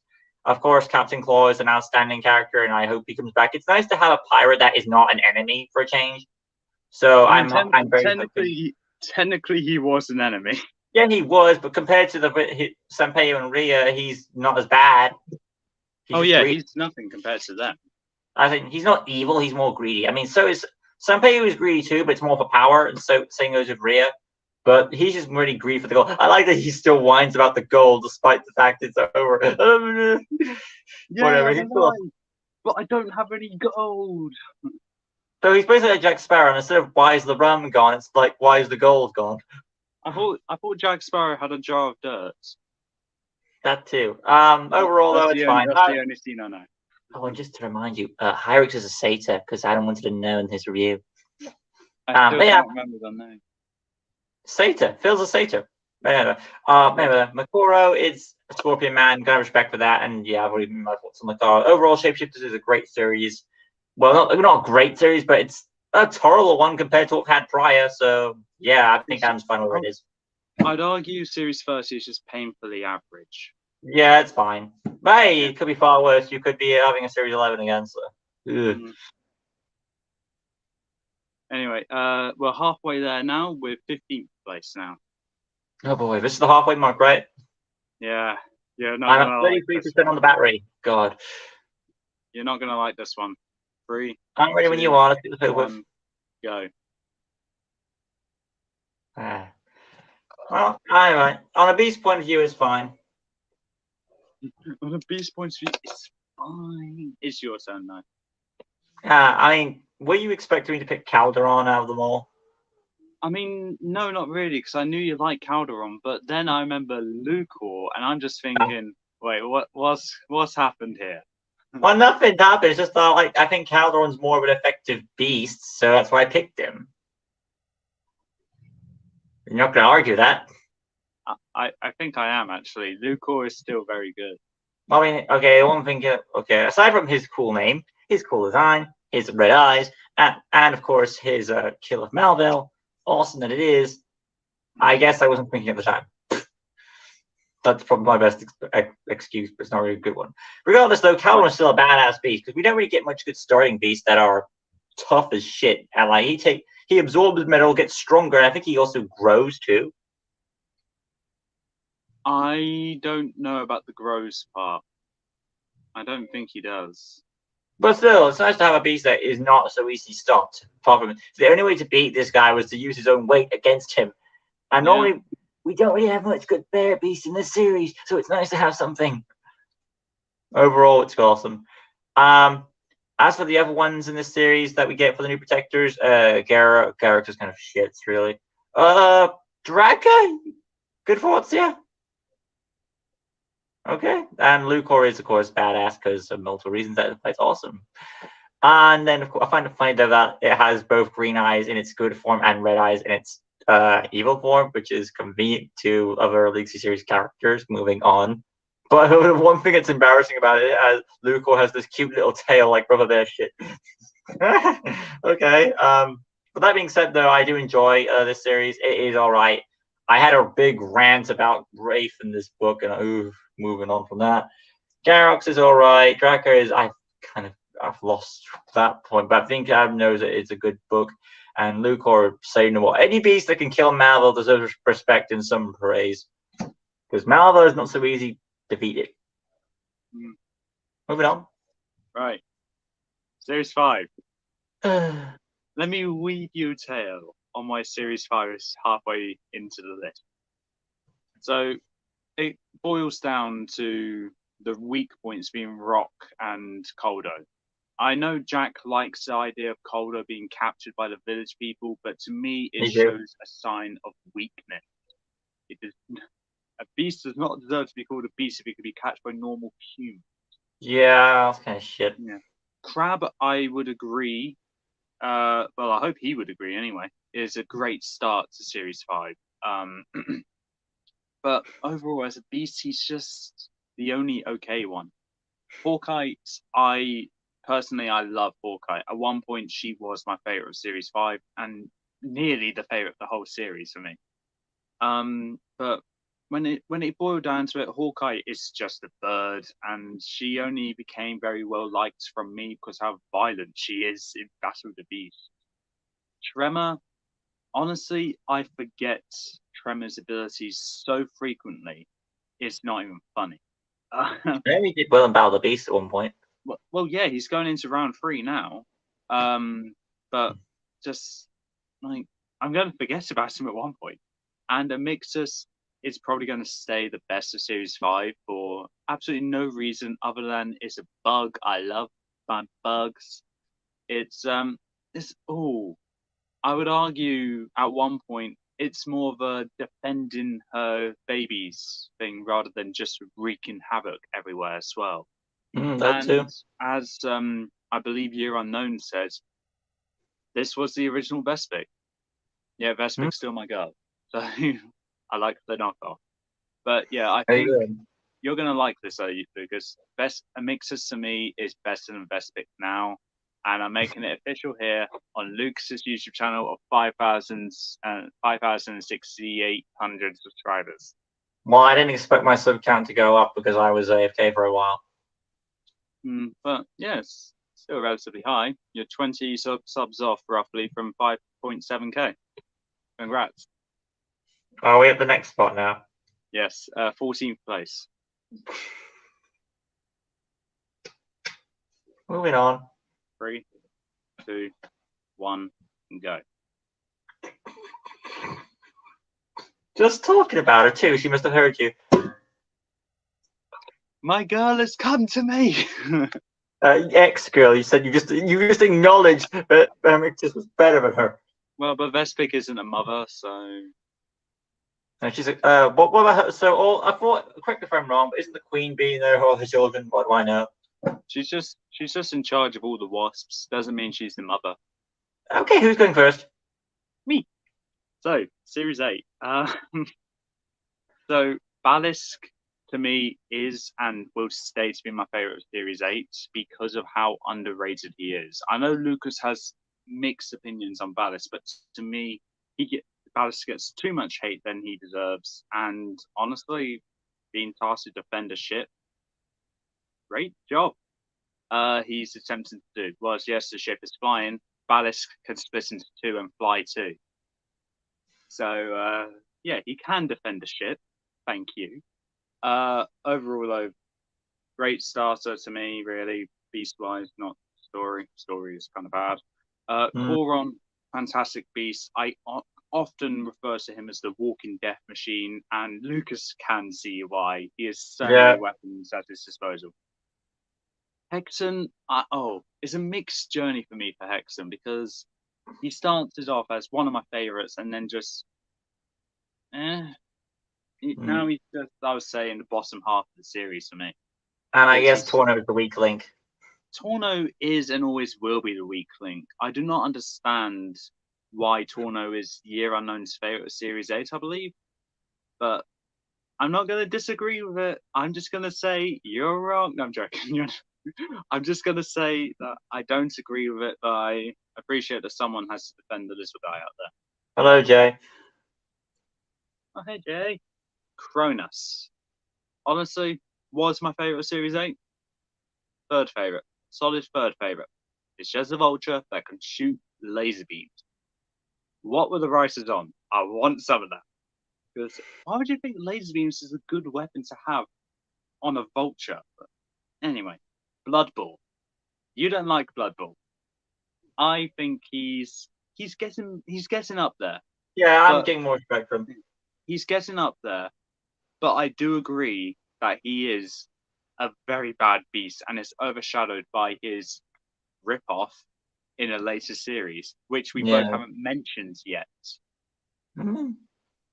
Well, if Um, you're expecting me to have him as my favorite, we already know the answer to that question. well, we already know who the favorite of that series is. You already know And who you, my favorite is on that series. oh, how But kind of you. anyway, Series 8 is just a great beast, honestly, but terrible story. Right then, I can't defend that story. good for you. 13th place now. I'm ready when you are. 3, 2, 1, go. Oh, did I talk about this? Yes, you did. Wait, no, you didn't. Sorry. Don't remember. Anyway, you just gave your book away, so Yeah. lovely. That being said, best pick, the series, of course, which is the follow-up to Series 5. I enjoy the series. It is all right. I think Adam's happy that I put this. Well, maybe he would have been happy to put it higher, but hey, it got this high, so that's saying something on the story. Best pick, of course, is the highlight. She's the main. Well, not the main. I wish she was. Velma, of course, is back once again. He's taken. I forgot who it was, and I think Adam forgot too, because I think we need to read with this. I'm not sure about this, and that is, who is the poisoned one? Is it the Queen or is it Freya? It's Freya. Okay then. What was the Queen's part? The Queen only appeared in the last book, just flicking away a wasp in the prologue. That's how we were introduced to Mark. Oh yeah. Komodo's not here because he's shit. He jumped off a cliff and died because he tried to kill Tom and then he fell over. Still, there's the respect for this guy because he's not the worst beast in the world. He's not the best either. That being said, though, Miro is basically a giant rat, and no one really likes rats unless you're Vermock, but that seems more disgusting on appearance wise. Fang is awesome. Merc's building up there because like originally he didn't get much love, but as time's gone on in Battle of the Beast, I think Adam has more respect for that guy. Well, And it probably comes down to the hypnosis ability, which Jack told me he has. Yeah, we forgot about that. And then, of course, Terra the tree. Now, Adam's not the biggest fan of tree beasts, but I'm pretty sure this is probably his favorite tree beast, Terra. No? Okay. And then Vespix, no, the chef's kiss, Adam's girl, technically not anymore because Mictus rejected, whatever. And I guess she heard, because I find it ironic that I just drew a Mictus next after you just mentioned that, so I guess maybe Vespic heard you. Awkward. That being said, though, she's awesome as well, the highlight of that series. And I do appreciate, since it's about Freya, of course, it is, again, I've mentioned this prior, when you're doing a series that involves Tom's parents, then it gives an emotional connection, so that's why you put it up there, so that's why it's there. Right, moving on. We should be now, Adam's already revealed this, so I'll reveal mine. Hell it. Oh, there you are. Great timing. I was just talking about you. You must be something about you today, Adam. First, you mentioned talk about disrespecting Vespic, and then you talk about awesome at Warlock. And you're like, okay, we haven't mentioned well, it anyway, I like to mention Series 27, as I think that might be next for you. If it's not, if it's not, then worth a try. okay. So who's going first? You. Oh, that's all right. Adam will not argue me in this in any regard that Warlock is the best of the series, and as originally he probably didn't like him as much on a story or beat perspective, but as time's gone on, he has proven don't judge a book by its appearances. Warlock is nearly unstoppable. Nothing can really kick him down. But this is not just about the beast, this is also about the story. And the story, aside from the ending, it is all right. I like its strong points. I like that we're trying to see arranged marriages can be a good thing. They're not always portrayed as a bad thing. This is a good thing. This is two lovers who actually love each other. Because sometimes in relationships, arranged marriages can work out. You get to find the person your soulmate. Sometimes, not all the time, but sometimes. I like that we have a bit of tension with Tangala trying to be an enemy force, and we figured out the prince. It is kind of a cliche where you have like an advisor of the family or someone in power who's always the traitor. This happens in Aladdin and Jafar, and like Ursula used to be part of the royal family, and then stuff like that. So it happens quite a lot, even with Scar. But yeah, Velmal coming back for revenge is pretty awesome. Unfortunately, it kind of falls flat with what he did at the end. But aside from that, Plexor is awesome, and Quagos is the new improved, blood boar. And the only thing I give Exoric or Xeric, or you pronounce it, the only thing of real credit he gets is that it's something new. That's all I've got for it. Wardock, I already said my piece on that. He is probably the best starter. Agree? One of the best. One of, yes, the best, no. Fair enough. Fair enough. Um, I think, well, of course, he is one of the very few beasts who does not stop and does not tire, and he has so much stamina that he I can think smash. we have enough proof of that on my channel. And of course, he can smash the strongest substance known to man. Diamond. So, hashtag respect for Wardock. And, well, he's already won a tournament, so That needs congrats more on than that. respect. That is a knighthood for Wardock. You Hey, won he that. beat Morax, and Morax was tough as hell. He's the Omnidroid. Yeah. Moving He's on. also beaten Malix as well and Lycaxa. Is there anything that Greece can't do? Series 10. Noctilla is the best of that. It peaks at the start. What do you know? Yeah. I think this just boils down to how great Noctilla was in Battle of the Beast, making it to the top 10 in the original series and only dying to Carnivora. So not a bad loss in any way. Very brutal in that tournament. But great starter this was. Moonon Shamani, weak point by far. Not a great start. Well, not a great beast really to me. Don't know about story perspective. Lustor, great beast. Top tier beast, but overshadowed. Voltrex, I think a great water beast, but overall just merges into the group of water beasts, making him average. Texan, I know he's meant to be good, but I think his ripoff is better. That was an interesting fight, though, he did. Oh yeah, it was definitely an interesting fight. And Doomskull, honestly, he has the appearance of a great finale, but he isn't a finale-worthy beast. And Still cool to think, though. I think that boils down to his abilities not being as great as I would have wanted them to. Yeah. But All to right. sum up season 10, I would say it's superior in the story perspective. Yeah. Okay. Number 12. I'm ready. 3, 2, 1, and go. Oh, Funny, I just forgot you talked had about that Warlock. one. Yeah, I forgot you had that one there. So, well, we have, of course, that. So, who's first? I am. Go. So, Series 27. In my opinion, one of the most forgettable seasons of Beast Quest. Because I forgot of these guys' existence when I was running through the seasons in my head. Gorog, remembering him now, first Archeal beast that's actually a cover beast. Quite a good ability as well with the heat gazing vision.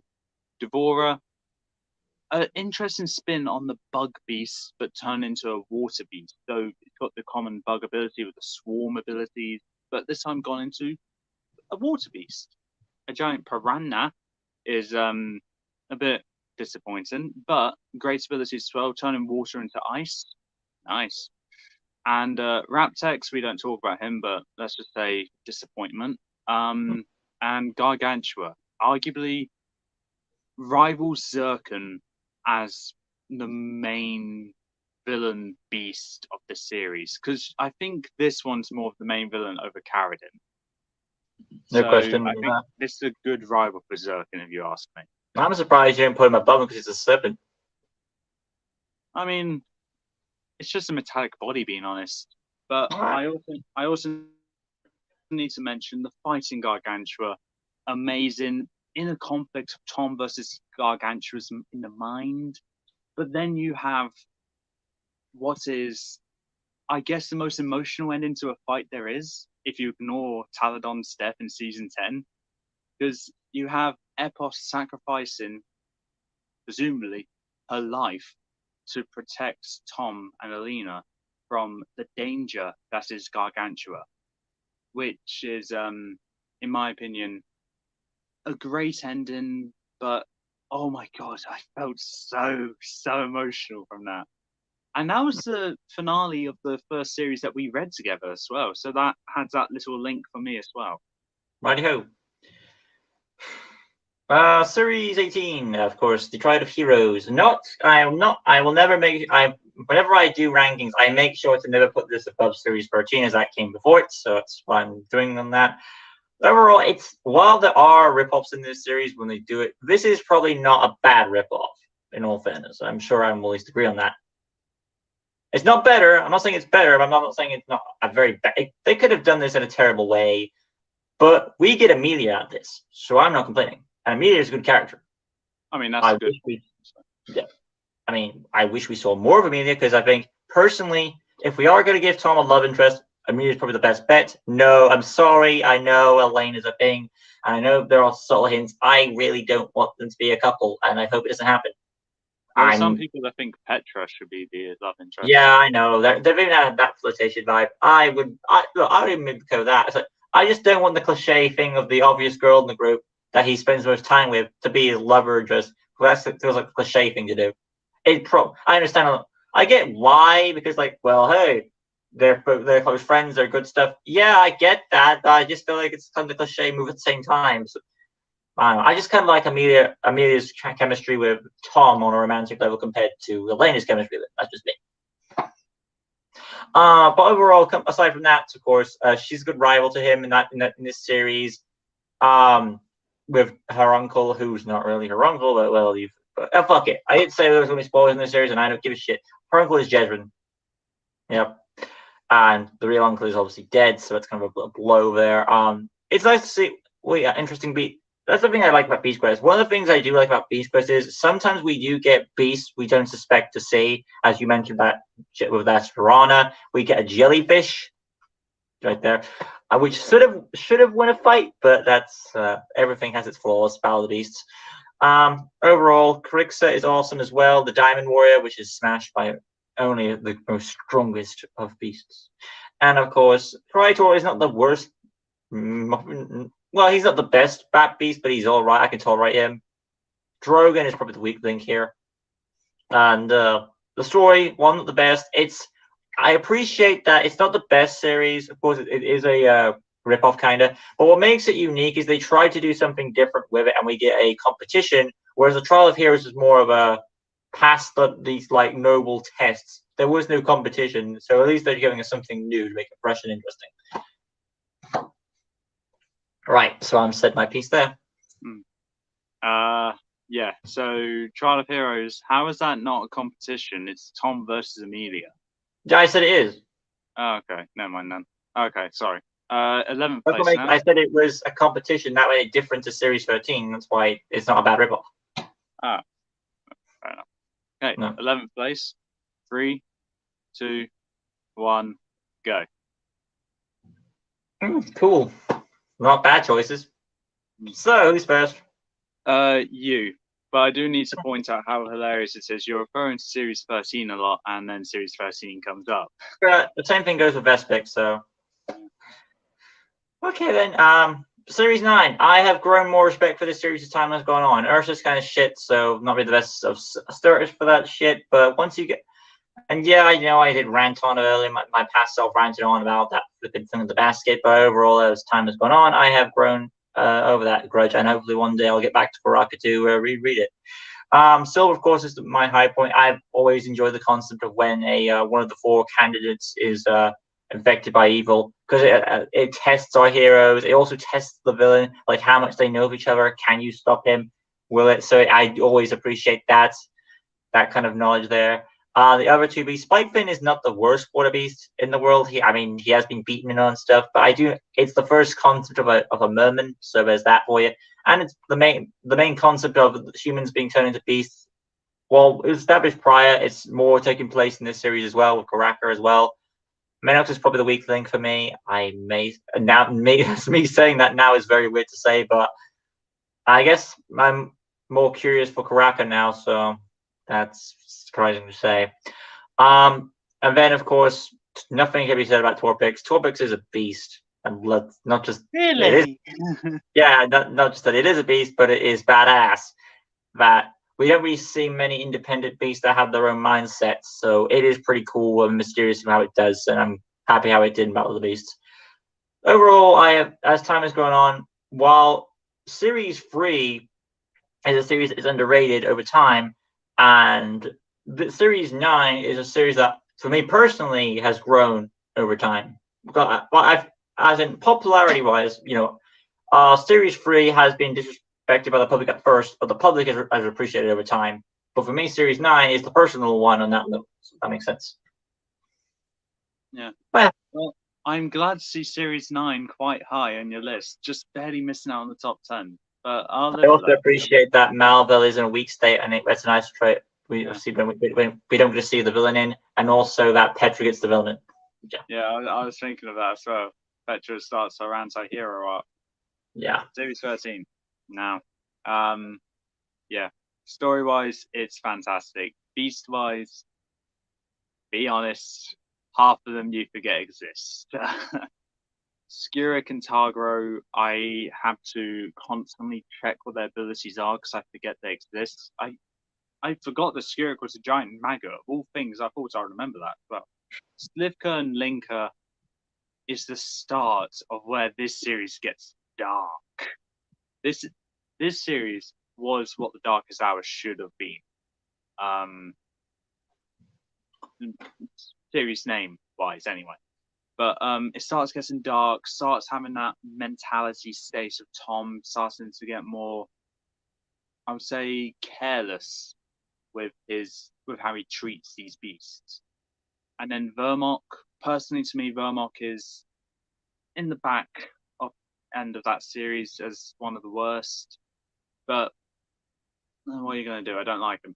And then we got this thing here, this thing, favorite to win of the original series of Battle of the Beast, died in round 2 because of his ego. Ooh.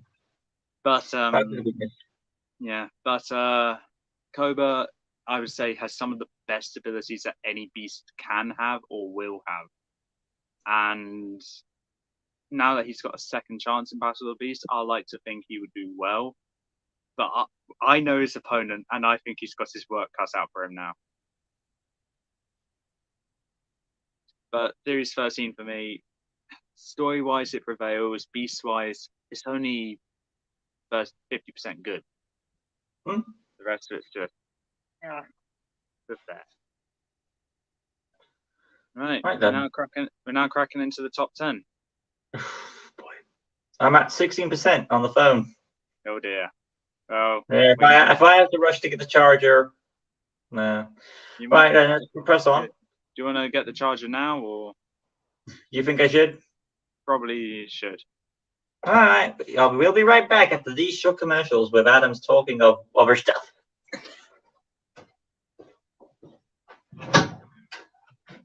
Wait for the door to shut.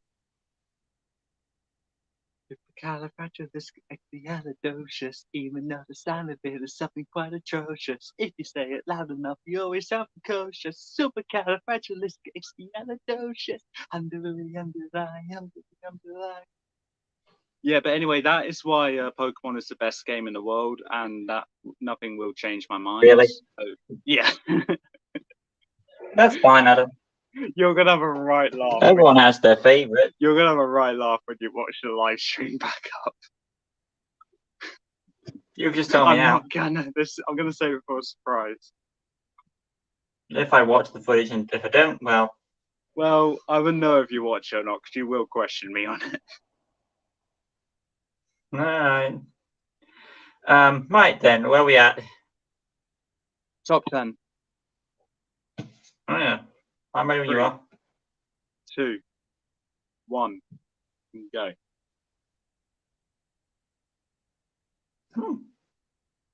So, who's first? Me. But first of all, Series 21, great series. I'm glad to see it in the top 10. Series 15. This is, to me, one of the most underrated seasons of Beast Quest. Wardock, we've already been over. He now has 2 crowns, one of which he guards from Tom and Rotu when they tried to take it from him, and another crown which no one can take off him. Not anymore, anyway. like Axel made his best attempt. But yeah, Wardock. My respect for Wardock has skyrocketed because of that tournament, but can't beat the Loch Ness monster.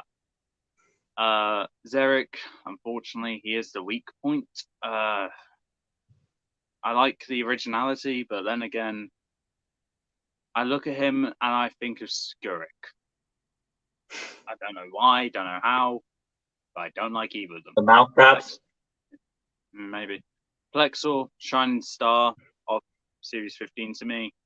And the key to an overused joke in the previous tournament, which I do not regret a single bit because I had so much fun doing that. And I was so tempted to continue it back up again. But I decided not to this. The Quagos. Just okay. Like, it's a upgraded version of Bloodthor, but overall it's just a random beast terrorizing a city. Yeah, it's still one of the worst beasts of that series. However, I will say I like the part where he bows down to Tom to make the townspeople think he's in allegiance with Tom. So that means Tom is painted as the bad guy. That's one of my favorite parts of that book and the series in general. But other than that, it can't say that Quagos is just a mediocre beast. And Series 15 overall, good series with one weak point. So why Series 21 7th place? Well, this is, of course, Malvol's return. I mean, yeah, he was established prior, but this is, I think, his proper return. And, of course, as Adam has pointed out in one of his previous videos, this is, of course, Malvol's best plan, where he's bringing back, of course, evil beasts from the Neverworld. And if these beasts die, he unlocked the Neverworld, right? Yeah. Which is great. Oh, that makes sense. He's got this book that gives him the ability to bring beasts from the Neverworld, but I guess he can only bring out a certain number of them, one at a time, perhaps, or four at most. To sum it up, the further Tom gets into the quest, the more closer Malvo gets to winning. Yeah, his goal is, of course, to unlock a portal to the Neverworld where he can release the entire army of the Neverworld beasts. But then again, what can you control all the beasts with the Neverworld book? Is it that powerful? With the Book of Durfsin, I believe you could. Well, good for him, because if he doesn't, then he's going to have an apocalypse of monsters out of his control. What have I done? Well, if I die, you're going with me. That's how it is. It feels like a desperate plan for him. I think he kind of knows there are some stakes if things don't go to plan. But he's like, I think at this point, I don't care. I'm sick of this kid. So that's how desperate he is to win. So that makes it fun. Hashtag respect for Grimon to get out of the way with. For just saying it's happy. But I know Adam's not really a big fan of that book. And even now, despite all that respect, he probably still doesn't like it. I can't really make a defense for it either. Moving on, Scraw is one of the highlights. Tyrannix is also a highlight to me. I don't really have any bad things to say. It's always nice to see a better Spider Beast. Lapida, I know Adam really likes Lapida. I think the wings are very menacing. If I'd say, Scraw, I think I like, on a story point of view, I think I put Tyrannix more, only because it's affecting baby Thomas, so that's probably why. I still like Lapida really good too. And yeah, so beast-wise, awesome. Story-wise, with the stakes involving Thomas, with stakes involving the Marvel's new plan, I think that it builds up to something great. And I was able to double correct Adam on the how he died, because Tom was he felt like Tom was going down that dark path. No, he wasn't. That Marvel's death came down to his own incompetence of desperation. He wanted that book so badly it led to his own demise. When something falls, make sure to look where it lands. Yeah. The dark path for Tom doesn't start in Series 21. It starts 3 seasons later. Sorry. On the other hand, though, Malvo did survive that, so claps for Malvo. You survived your own army. I'm surprised. I guess he read the book before he got attacked. Then why doesn't he just try the plan again? I would like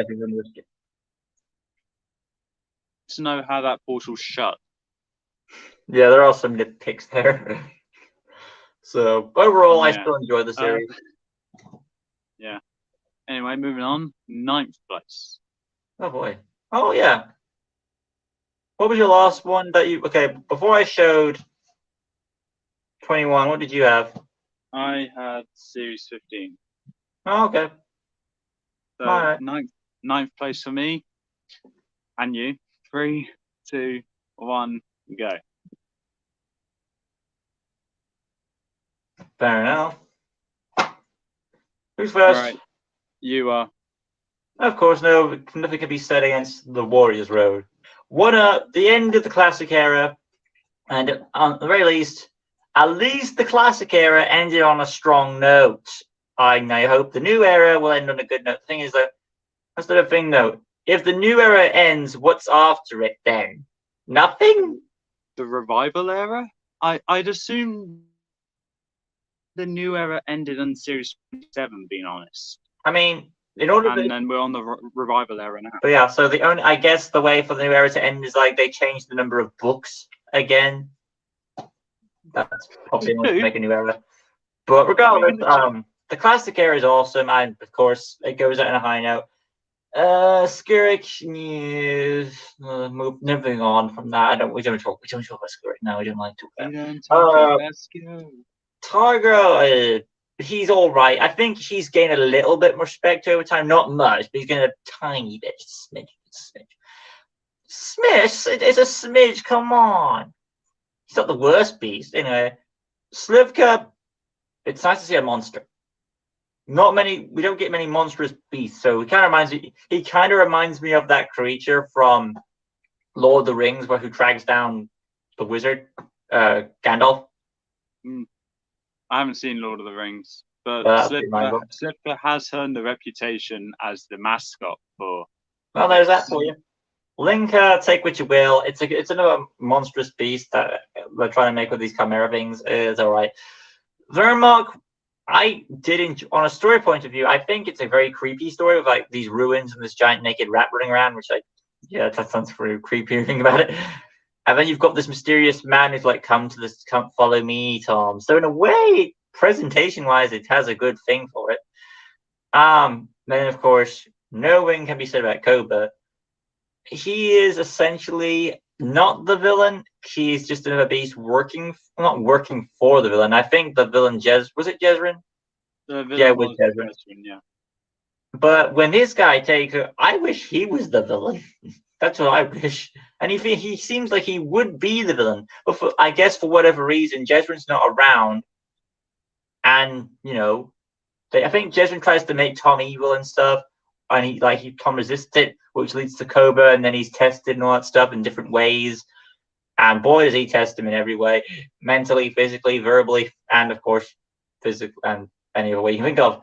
But overall, he is a good boss beast. He's one, of course, though, since he's so powerful, he does need to have a weakness, and of course, it is, of course, ego, and that leads to his demise. So overall, Series 13, it's a good concept seeing Tom trying to get his powers, and I did enjoy it. So that being said, and as long as I do rankings, I will always put you never know how it's going to come out. Series 13 will always be above Series 18 because it was the original idea. Good sentence. I like that sentence. I made my yeah, friend. anyway, Moving Series on. 29. This series, I think it's the best of the new Protectors by a long shot. All right. So, story-wise, I can see why it's slightly better than Series 30. But for me, beast-wise, it is miles better. Because Garox is the weak point, but I wouldn't say it was terrible. I'll just say it was just okay. Calderon is good. Lucor was great. And for me, Draka is the best of this series. And that's because it just reminds me of Torpix, but with wings. I can't explain why, but something else. If for those who have been paying attention, you will notice that my favorite beast of series 28, 29, and 30 were all beasts that Nolan has fought. So yeah, I think that's trying to say something there. So is Drakkar another one of those non-stop killing machine type things? Yes, definitely. Ah. Whilst Draka doesn't have an eternal flame to protect, or a crown to say that he's the best of the best, he, I think Draka stands out to me as the one which can make a very good impact on the Battle of the Beast tournament, but depending who his opponents are, he may not get that chance. Calderon, I think, will last the longest in the Battle of the Beast tournament, so yeah, I bet you're happy to hear that. Luthor, I like to think, would last a while, but I won't hold my breath there. Well, the fact he killed Malvel raises his power up, so. Yeah. But overall, Series 29 is the best Battle Beast that we've had in the New Protectors era. Ah, boy. Do you hope that it's the end of the New Protectors? I would like to kind of see them a bit more, because I like Nolan, I like Catcher, Myandra's nice, Wraith is there, so... Okay. Right then. Right. Moving on. 8th place now. Right, when you're ready. 3, 2, 1, go. Wow, Series 10. Gotta get to eventually. Yeah. Right, Series 19. The Kingdom of Dragons. Not Kingdom of Dragons, it is the Kingdom of Dragons. Otherwise known as Draconian. So this series, I would say, is the most consistent series, which has good beasts from the beginning going to the end, with only probably 2 kind of weak points, but they're defended by having good abilities. So Quarg, obviously the stone gazing. Korvax, she can revive parts of herself by going into water. And Vetrix, I like the frills where you just shake poisonous droplets off, but the inaccuracy there is making me lose a bit of liking for him. Stritor, do I need to say why this is the best? Let's just say he has access to a skeleton army. That's just his worst ability as well. Something I do need to point out, when I said this is the most consistent series, I mean this is the first consistent series of Beasts, because there is 2 more coming up, which I would argue are pretty consistent as well. But this is a good standard for what we are to expect in the later seasons of Beast Quest. And if you've been paying attention to my ranking, you would know that I got a lot of seasons after this one left to talk about. So I think we know where my thoughts lie with after Series 19. It's a good series, honestly, and I would rank it higher, but I can't, in good conscience, put Quarg, Korvax, and Vetrix higher when I know I have a problem with each of them. And given what's above it, it's probably good too. Yeah, and 8th place, I think, we'll live with there for that. Right then, Series 10. Of course, no, there's no surprise Series 10 is up as high as it is, because it felt to me, anyway, this would have been the last series. It did, because they brought Malvel back one last time to test Tom. Because at that point, this series is where Tom lost his father, and it made him do reckless things. It made him not think he felt more fleshed out. Nowadays, Tom is kind of treated as kind of a douche in a way, and I mean, not kind of a stubborn, like prideful, but whatever. But back then, he was sympathetic. He was concerned about he would always think about his actions before he would do them, and that's how I think we all liked Tom, because like we could picture him, we could so relate to his struggles, and that's what made him an awesome character.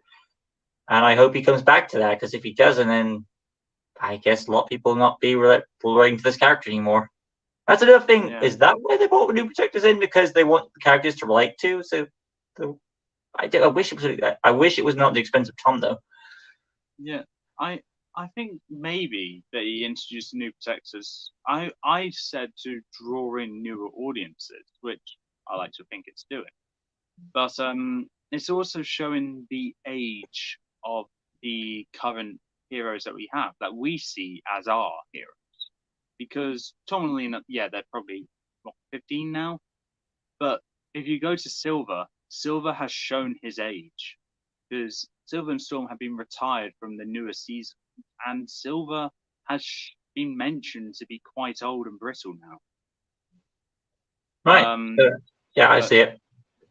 Seeing the with what you said of Tom's actions after Taladon died, it reminds me of Doomskull, where he threatened a kid of his age, just saying, "Where did this beast go?"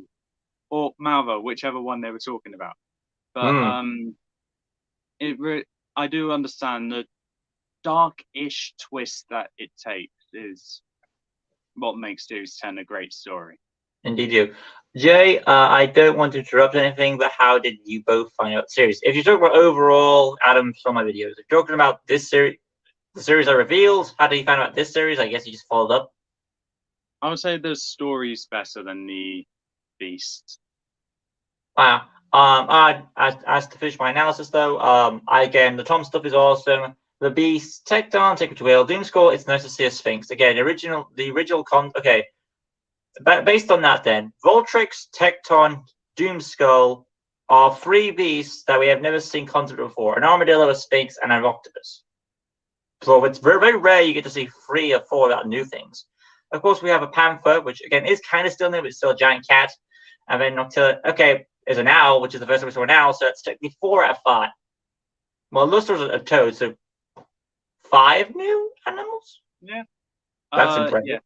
The panther, we have seen a panther before. His name is Stealth. I don't know if you heard of him. Oh yeah, panther. Yeah, the best of Series 4. Marvel, I like that Marvel takes the. And of course, it's also good on the villain point of view that Marvel has to use a different type of plan where he's using these warriors turned to knights, so it's a nice mix. I like that. Overall, I did enjoy the series. I had a lot of great tension. If Beast Quest ended this series, I would have been happy. I'm sure Adam would have been happy if the series. Okay, if it ended at 13, we would have been happy. If it ended at 10, we agree we'd be happy. So yeah, I'm fine with it. Moving on. Right. 7th place now. We're nearly at the end, Lucas. I can see the light at the end of the tunnel. 3, 2, 1, go. So, who's first? You are. Now, of course, Adam will not argue why this series should be so high. This series is awesome. Yeah, the Beast kind of, well, Brat text kind of weakened it a bit, but hey, it's nice to see a Griffin again. But overall, story-wise, Carradine and Gargantua are like one of the best duos of evil ever. Like, this is a villain this is like, this is 27 now, so we haven't had a good villain since Zircon? Exocon? Right?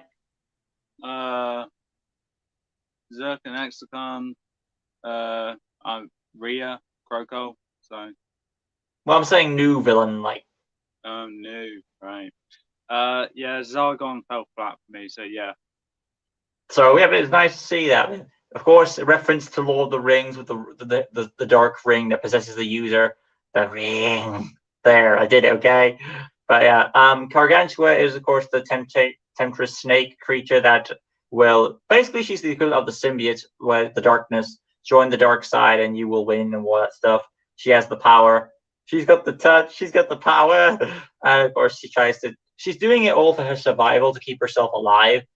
But she does offer you the power. I think it's the same amount of power she has. Do you think it's the same amount of power she has, or like she's holding back 1% more for herself? I would say she's holding back more power for herself. Because that sounds like Gargantua. Yes, as it was. She manipulates people and to do their bidding to keep herself alive, because that's how most villains tend. They don't want to fight themselves because they're concerned that they might lose, so they tend to send others to do their dirty work. Which Adam has taken advantage of this ability and used it in Battle of the Beast, which you could say is kind of breaking the rules, but I didn't make the tournament. It's his decision to make. Well, that, and I would say Gargantua of all beasts should be a rule breaker. I'm surprised you remembered that, actually. Well, it's just common knowledge. Like, she's not technically fighting. Yeah, but I mean, I'm surprised you remember that in Battle of the Beasts. Well, I try my best, Adam. I do try my hardest. Overall, though, I find Gargantua, it's a great villain. It's nice to. Sometimes I prefer Beast villains over this. I would say I prefer her than Koba, only because Koba's got an ego. Then again, Gargantua's one too, but she's got more reason to be secure of herself, I guess, because of what she can do with her ability. Imagine if she did some Koba. Ooh, I'd rather not. She probably could, because Koba's got an ego. So Yeah. that would be creepy. Regardless, I did enjoy Series 27. Carradine is a creepy villain. His face is stuff of nightmares. And the fact that she keeps passing it on that power, like first I'll do Tom, then he will become evil. And I like that Tom is tempted by darkness once again. But we know that now you could argue that Tom did not get any more development after Series 24, but in a way, old Tom came back when he's like when evil was tempted at him again, he denied it right in the face. I don't know if he got help. Did he need help to get rid of that temptation, or did he? I think Alina helped him out of it. Yeah, okay. Even if he didn't do it by himself, the fact that Lena helped him, Rebecca, because we all know how Dark Tom last time, awesome. If this series was a follow up, while it would have been probably a retcon to Series 24, like they're doing that again, I don't mind because how the series came after this 28 onward, it's the New Protectors arc is not really the best thing for me. But overall, I enjoyed the series. Gore was awesome, like I said. Devora New Beast thing, I liked it. And of course, Gargantua is awesome as one of the best villains in all of Beast Quest, and I will not argue with that, and neither will Adam. Would you say that'll make a good finale for, let's say, the new era? If this new era ended there, I would be happy. Transfer to the... Oh, yeah. We could only hope. So, Series 21, to me, the most underrated series of Beast Quest there is. And that's because with standards set so high from Series 19 and 20, with how popular they were, you'd expect Series 21 to be just as popular. Sorcerer's Revenge, Malvel comes back, but no one cares for it. Why? I don't know. I cared. But yeah, I care as well. But I'm trying to say, fan base, people won't care. It just didn't get the popularity I believe it deserves. Greymon, justice for Greymon, weak start though. Not a great start, and he died the same way Komodo did. Come on. But Skra, best of Series 21. I can't argue with Lucas there, and I won't. Tyrantix, great follow-up, and great introduction to Baby Thomas, if you ask me. Sum him up. Improvement over Arachnids. I didn't judge the book by his cover this time. So, but Tyrantix, I like him, but it's just good. I like her. This is great. Tyrantix is good. Lipida, to me, is good as well. Not as good as Tyrantix, but it's a good finale to Series 21, because that's when Tom realizes, wait, I can't kill this beast. Malvo's like, fine, I'll do it myself. Why not? It's on Affinity going it. Just or you can just also be, Lipida, just stand there for me, will you? Yeah, and then it has the ending, the stakes which you want in Series 12. 9 seasons later, we got the stakes that you want. And then, yeah, nitpick. How did it close after they fell in? I'll never know. But other than that, great series. And great batch of beasts, -1 mole. Moving on to 6th place now. Oh, boy. 3, 2, 1, go. Wow, 6th place, Series 1. Wow. Nostalgia. I just remembered Series 1 hasn't been mentioned. No, Series 2 hasn't been mentioned yet. Yeah. Right, Series 26. For me, okay, yes, I can't remember the story. Fine, I'll take that. But beast-wise, this is another consistent series of beasts. Starts off with Technos, a Gamera, a Godzilla's friend, a giant turtle, as you would. Honestly, I've had so much fun with every Battle of the Beast I did with Technos, and that surprises me of all people. But I gained my respect for Technos during Battle of the Beast. Malix, Hydra. It's a Hydra. And one of the best competitors in Battle of the Beast. Oh yeah, definitely. Made it to the final 7 before being killed by who killed him again? Oh yes, Wardog. Yes, the winner. Oh god. Then we got Thylexa, the weak point of Series 26, but to me, quite a good beast if you ignore Ego. her very good ability of not winning. Everyone has an ego. Yeah, and Chiron, for me, second best of Series 26. I don't understand dislike that you have for him, but for me, Chiron has some of the best abilities for a fire-related beast. And I'm making the most of that title, Lord of Fire. Oh, yeah. Plus, If I had any disappointment too, it was probably because I was hoping that it was not going to be the villain possessing him. I was hoping to be the original thing. Just story reasons why it made issues for me. well, at least it's a centaur. I like a centaur. So when you do Chiron, is it the villain in that body, or is it Chiron? Oh, right. Okay, it's the villain. Yeah, Okay. Zargon and Chiron fused. But, Right then. Yeah, oh yeah, wasn't there in the tapestry, right? Didn't we see? I forgot. It's been ages. But there was a picture of the tapestry, right? And they had was Chiron in his normal form, or was he in the centaur form? he was in the centaur form. Which shouldn't exist because that's a plot hole. I remember this. I remember bringing up the plot hole. He should be in that form there because he isn't fused yet. So if that didn't happen, Chiron would have been a horse. Yeah. That'd be an interesting finale. I mean, I would have been disappointed, but okay. Well, series 1, where it all began.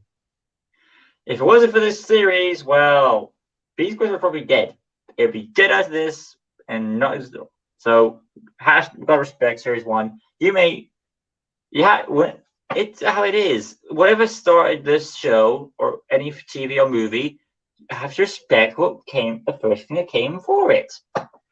And this series is promoted the hell. PS4 game. It's on a truck. Literally, it was on a pickup truck trailer on Twitter.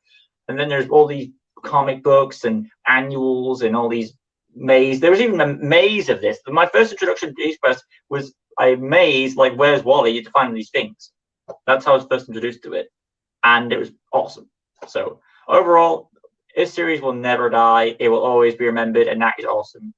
I do wish that the thing is that most people nowadays, if you bring up Beast Quest, they just series 1 over that, moving on.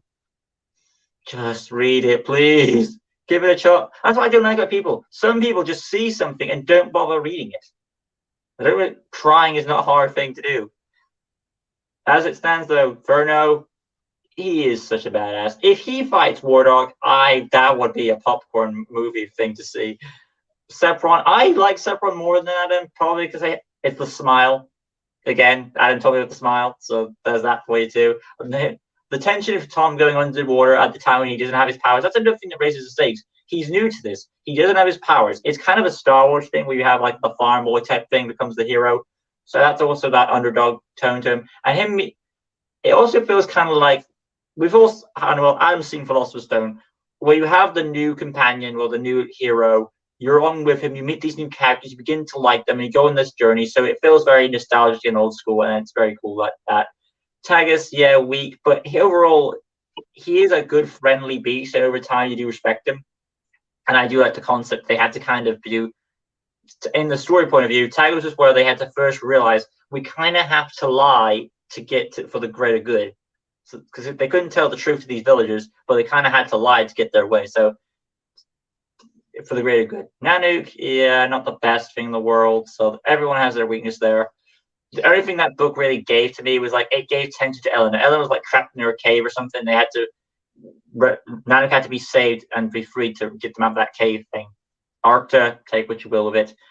And then of course Epos, hashtag rest in peace for that. I hope you're in a better place. And if you are somehow alive, I look forward to your return. And that finale in the stone volcano, it's nice to see that first confrontation between Malvel and him, and that little hint that Malvel is always out. Well, he wasn't dead, so at that point, yeah, that hint made sense. Overall, I would say Arcta, you probably have the weak spot, but Arcta had this. Arcta had one of the best abilities that Tom had, and that was the falling feather. That's helped so many times. So there's that for you. What did Arcta's fight was also quite good. Oh yeah, that too. Cyclops. Nanook's bellhop with the colds, I believe. Correct me if I'm wrong with that. So yeah, I think he gave him something. Tigers gave him speed, and then Sepron gave him survive currents. Epos made him heal. Yeah, Air Buzz is the most useful. So all these abilities are useful too. I can't say more than I have to. And of course, references this piece has been compared to and knows out Oglazi from What's Scooby Doo. So overall, no more to be said. Beast Quest Series 1 will always remain high for me anyway. And some point a good spot for us all. Whether you like it or not, it will always be remembered. Me, it's just middle of the road, but yeah, it's where it starts it all and sets a huge standard for what to expect for the rest of the series. Right then, moving on. 5th place. Do we need to do the countdown? Okay. 2, 1, go. Oh.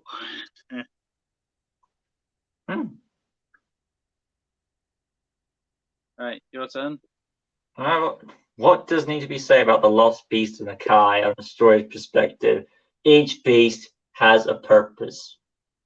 I originally said in my review that Menox's role was to guard the slaves, but I believe the slaves were doing something to help make the Armada. Yeah. Right? And what was that? At the forge, they're making the metal for the weapons, like the cannons and the swords and that. The Menox was guarding the weapons. The elixir wells makes the ships fly. Is what made the ships fly. The jungle. Jurog. He was guarding the wood. Do I need to explain what the jungle is for? And the docks is where the ships are kept. Just like her father, she has a sea beast guard the ships. So for symbolism there. Yeah, but this sea beast is good. Well, no, they're both great. But still, each beast has its purpose. That's awesome. I had no complaints about that setup at all. Rhea is one of the best villains in Beast Quest. She is, of course, the reason why Tom is evil. And this is her second plan now, because she was introduced in the Lobster special. This is her first main scheme, I believe. Yes, it is. And she shows it. Her first main scheme is awesome. Her follow-up is just as awesome. And we don't see her again after that, I don't believe. I don't think we did, no. Damn it! She's probably the best villain overall. No plot of hers has been bad yet. She's even killed them. She's killed her father. No, she didn't kill her father. Well, didn't she kind of arrange it? No, she didn't arrange it. I think Sanpeo just got unlucky. Of course he did. That's how it turns out. But yeah, the plot is awesome. Rhea is awesome as a villain. No question there. I do like that, Tom has to deal with old scores with Rhea, because it's a thing like, I want to be done with Senpei already, but no, it never stops. I like that the little tension with Nicepher at the end, going on that pirate ship. Oh, there's a bit of tension there. Jurog is an underrated monkey beast, and that's surprising for Adam there. Larnak is one of the base, a locust beast, which is an interesting design. And Menox, I don't know exactly what he is, but I think he's supposed to be a giant humanoid rat. I can't really think of what it is there. Regardless, though, I will not forget the awesomeness that is the Lost Beast of Makai. I won't. It's a great series. So I haven't even talked about it yet. So I think we know that means it's good for me. Right. Series 25, The Prison Kingdom. I did not just check the name of that series. Well, that's for Lycax for making it so far. Lycax, come on. Like, if you've seen my previous tournament, you know why this is my favorite of Series 25. So it starts off weak with Acorsa, the All-Seeing 8. Sticks with the trend. It sticks with the trend on Monkey Beast, which I don't like. But I do need to say it has two good abilities: 360-degree vision and controlling of the jungle vines. And it fell over. Yeah. It didn't help in Battle of the Beast. Whatever. It's not that good anyway. Lycax, what do I need to say? He's the runner-up for good reason.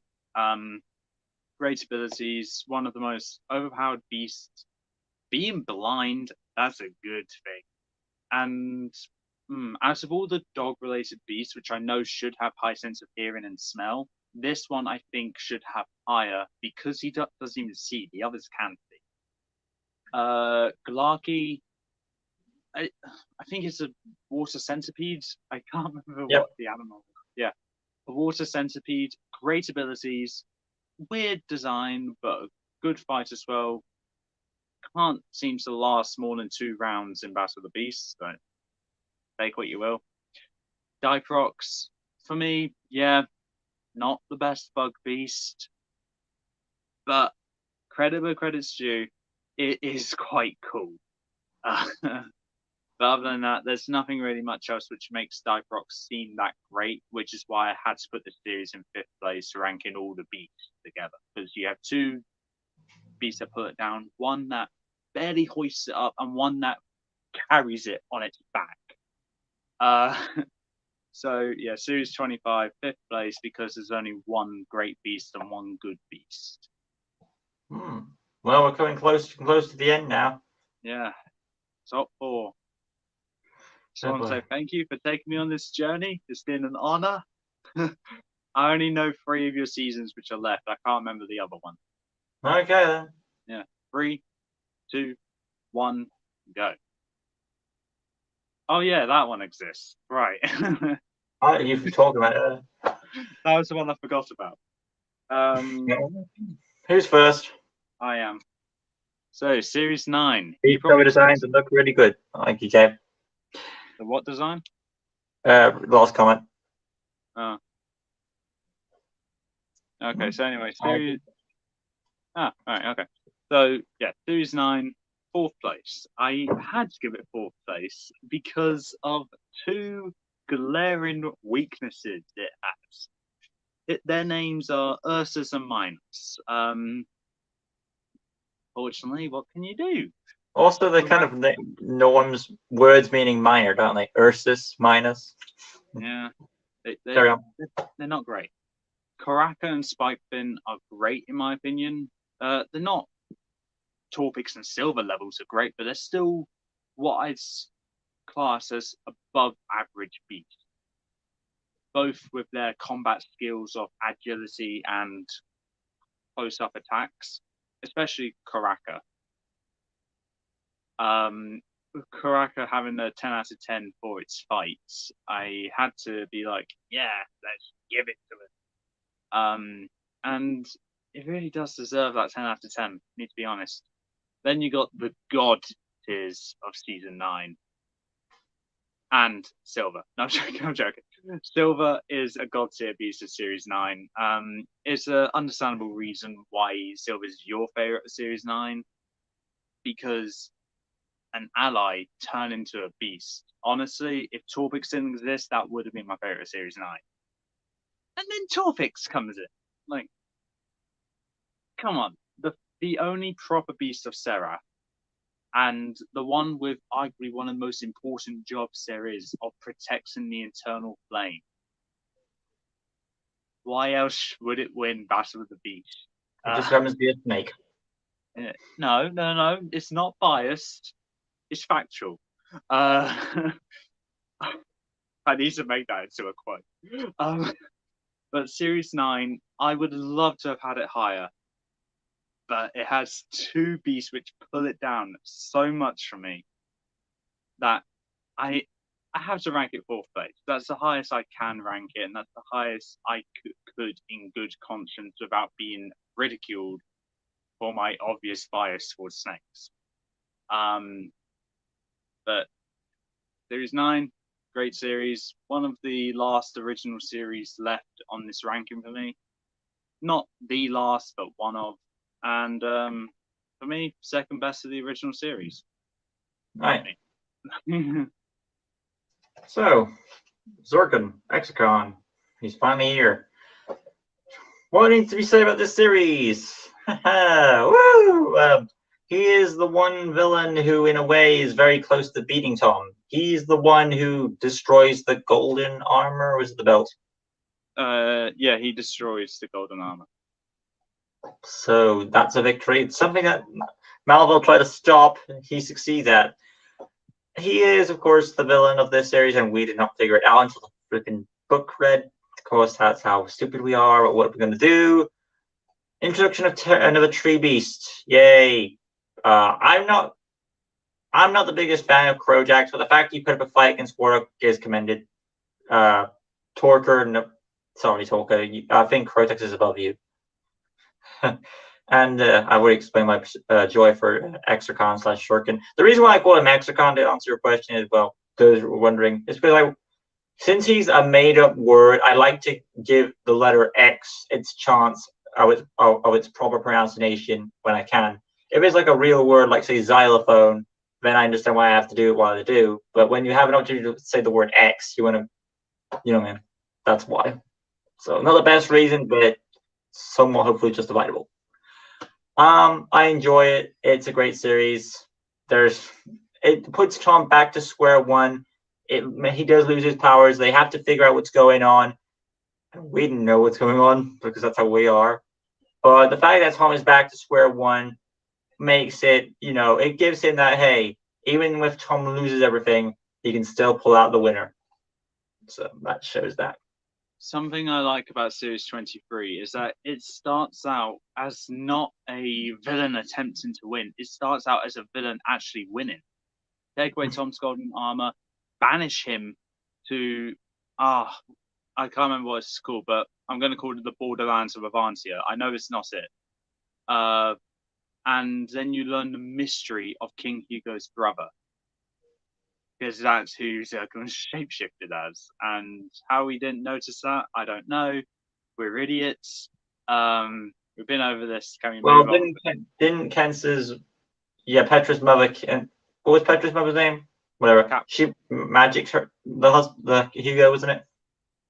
Yeah, I believe so. There you go. Anyway, moving on. Top 3. This could be our last attempt at a tie. This can make or break a chance of a tie for us. Okay. 3, 2, 1, go. There's Series 2 for you, which means we're coming to a close on it. Yeah. All right, move first. Of course, Series 2 is this high. It's a series that, I like it's probably the best Fetch Quest series. Probably is. It's the Golden Armor. A nice follow-up to Series 1, where instead of the villain trying to gain power, the villain is trying to stop the hero from gaining power. So it's a nice twist that you don't really expect. I like the little subtle hints to Wizard of Oz where he makes the giant face and I'll get you and I'll stop you and I've got these evil beasts that can't be redeemed.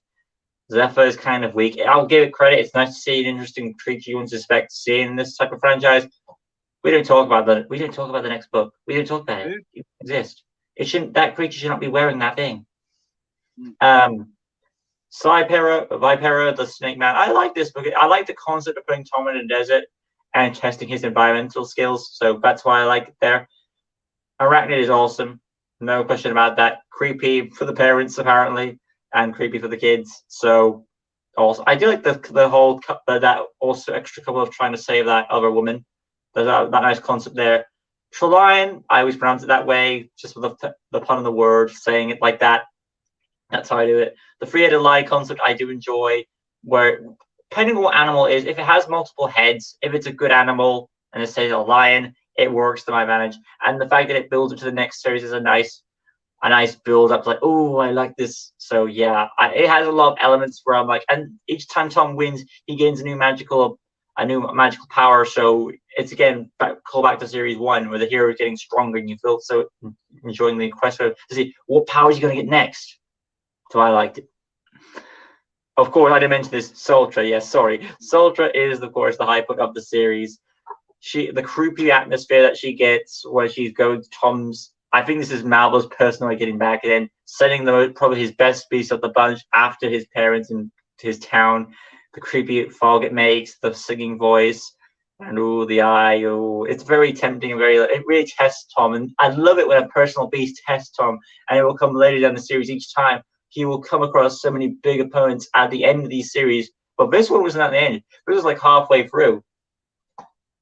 That's saying something. So, Ultra, you're awesome, and so is this series. I'm glad you agree with me on the story being very good for Series 2. Yeah, now I need to go on Series 22. So what has not been said about the Lost Beast of Mackay that has not already been mentioned? The beasts have a job. Oh, that has been mentioned. Menux is the weakest. That's also been mentioned. Nasefa is a great mermaid. That's also been mentioned. Okay. Durog is the best monkey beast there is. I already mentioned that. Larnak is Locust. I mentioned it. Yeah. She calls it the whales. You mentioned that prior. Okay, you mentioned everything. 22 Actually, you mentioned that prior because I was talking about the series. You took over and explained the plot, so you already mentioned stuff prior. 22 is a great series. Great first outing for Rhea. Beasts are amazing. And okay, yes, I'm fully aware. Durog is only my favorite of that series because he was a semi-finalist in the New Generation tournament, and Nasefa got struck by lightning in the first round. There you go. You mentioned something we didn't mention before. Yay! I mentioned my own tournament. Nasefa got struck by lightning and died, so Durog had to take over and was, I would say, the underdog of, well, apart from Wardock, the underdog of the New Generation tournament. Would you agree? Right, 22, solid series, consistent, but Menux does pull it down. Anyway, moving on to number 2. We've only 2 series left. I think I might know how it goes down, so. 3, 2, 1, go. There we go. I think you kind of knew that was going to come. You kind of knew this was going to be the tiebreaker. Yeah, as soon as you revealed number series 2, I was like, yes, I know that we got the tie now. Well, those 2 series don't seem to have a change for me. So obviously, ever since I revealed 24 here, the last series that's missing is obvious. Yeah, same goes to you. Same for me, actually. Yeah. So it doesn't really matter who goes first then. This one I get away. Yeah. Okay, tell you what, I'll go first. I won't mention anything about the story, even though it's just very tempting. All I'll say about Morak is he's the Omnidroid of Beast Quest. If you want to correct me on that, go for it. I completely agree. So Series 24 Beastwise, Electro starts off very good. This is a great looking beast with low abilities, but weakest of the series, but still a good one. Fluga follows up. I've had my moment of where I thought Fluga can see. He can't. He's a sightless sliverer. And he's gone. Oh, he's back. Yeah, is he back? Yeah, he's back. Fluga, great design, great abilities and fight. Morax, semi-finalist of the New Generation Battle of Beasts, amazing. Kroko, I would argue the favorite to win of the New Generation. Yes, again, died in round 2. I'm starting to see a theme here. The overarching no, can't mention that part. Not mentioning it. Not mention it. I was about to say something about the story. Not saying. Well, we did say mention spoilers. We're allowed to do spoilers.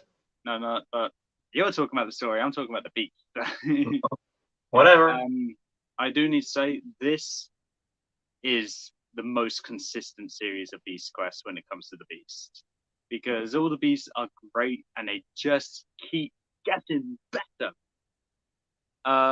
And the inner conflicts of Kroko versus Tom in that final fight and with Tanner is a great add-on to what is the Cobra of the New Generation.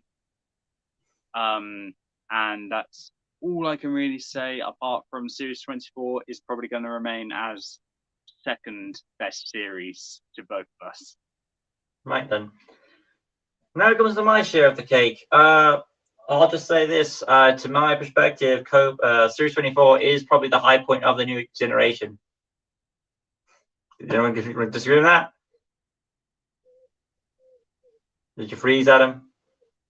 Yeah, I did. Sorry. But as I was saying, this Series 24 is probably the high point of the New Generation. You agree with that? Yeah, I do agree. Right. Yeah. This is, of course, the fan series that I don't know if Beast Quest knew about this or whatever. If what ideas could we do that the fans have wanted? Well, so the fans have wanted an evil Tom. We've already had Solo. Let's do that. Well, the fans have also wanted Ellen and the Driver. Let's do that. Well, we've got this character called Daltech. He hasn't got much stuff to do. Well, let's have him take down a beast. We need a good villain to make it awesome.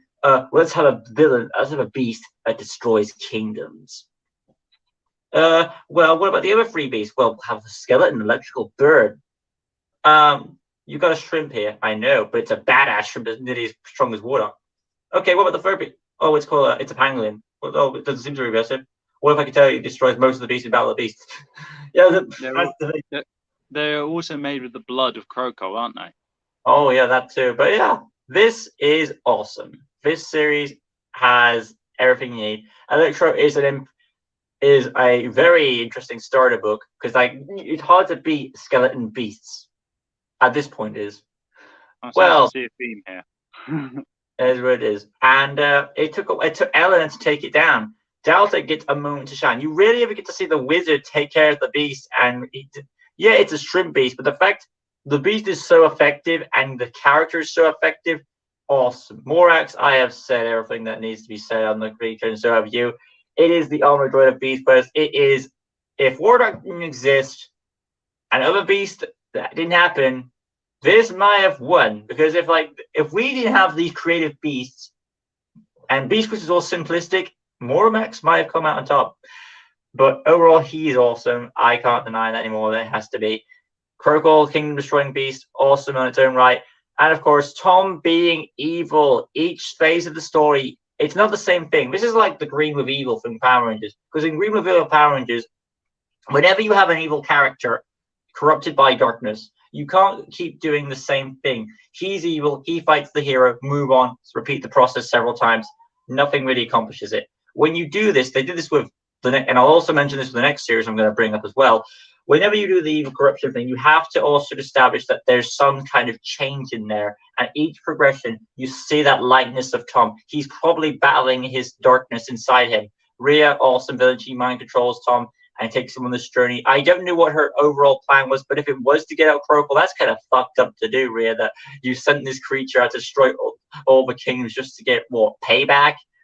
That's kind of fucked up, I guess, but okay. Or because of that whole fleet. Well, for us, because I think it was more about less about her father. Why don't you ruin my plan? So I'm going to destroy the whole kingdom. Since they can't pillage that kingdom, I'm going to destroy. To be fair, both her plans had catastrophic results if they succeeded. And I think Crocodile did turn on Rhea. Eventually. So what did she expect was going to happen? It was very stupid, but whatever. Crocodile turns on Rhea, and that whole conflict with him in the head is awesome. To see that Tano had a bit of a dark side and all this stuff, and that he can be this is what ticks me off. And ever since after 24, Tom, you feel like Tom is such a well developed. This is like the peak of his development. He's finally become evil, faced the greatest source of darkness probably in his life. Gets tempted by again with Gargantua. You think this is the peak of his development and that he's going to end on a good note. But no, he goes back to square one with a new protector show up because he's so prideful and having. Okay, I understand. Like, he's gotten to this point where he's beaten the great darkness. He doesn't want this darkness to happen to others. I get that. He's been through it. But don't put all the weight on your shoulders, dude. You should have come to.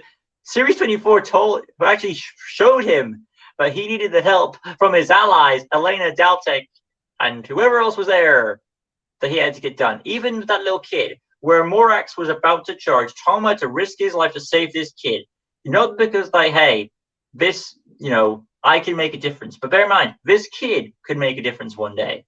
So that's what I took from that scene. That kid was a baby monkey. Well, that kid could be an awesome monkey in the future.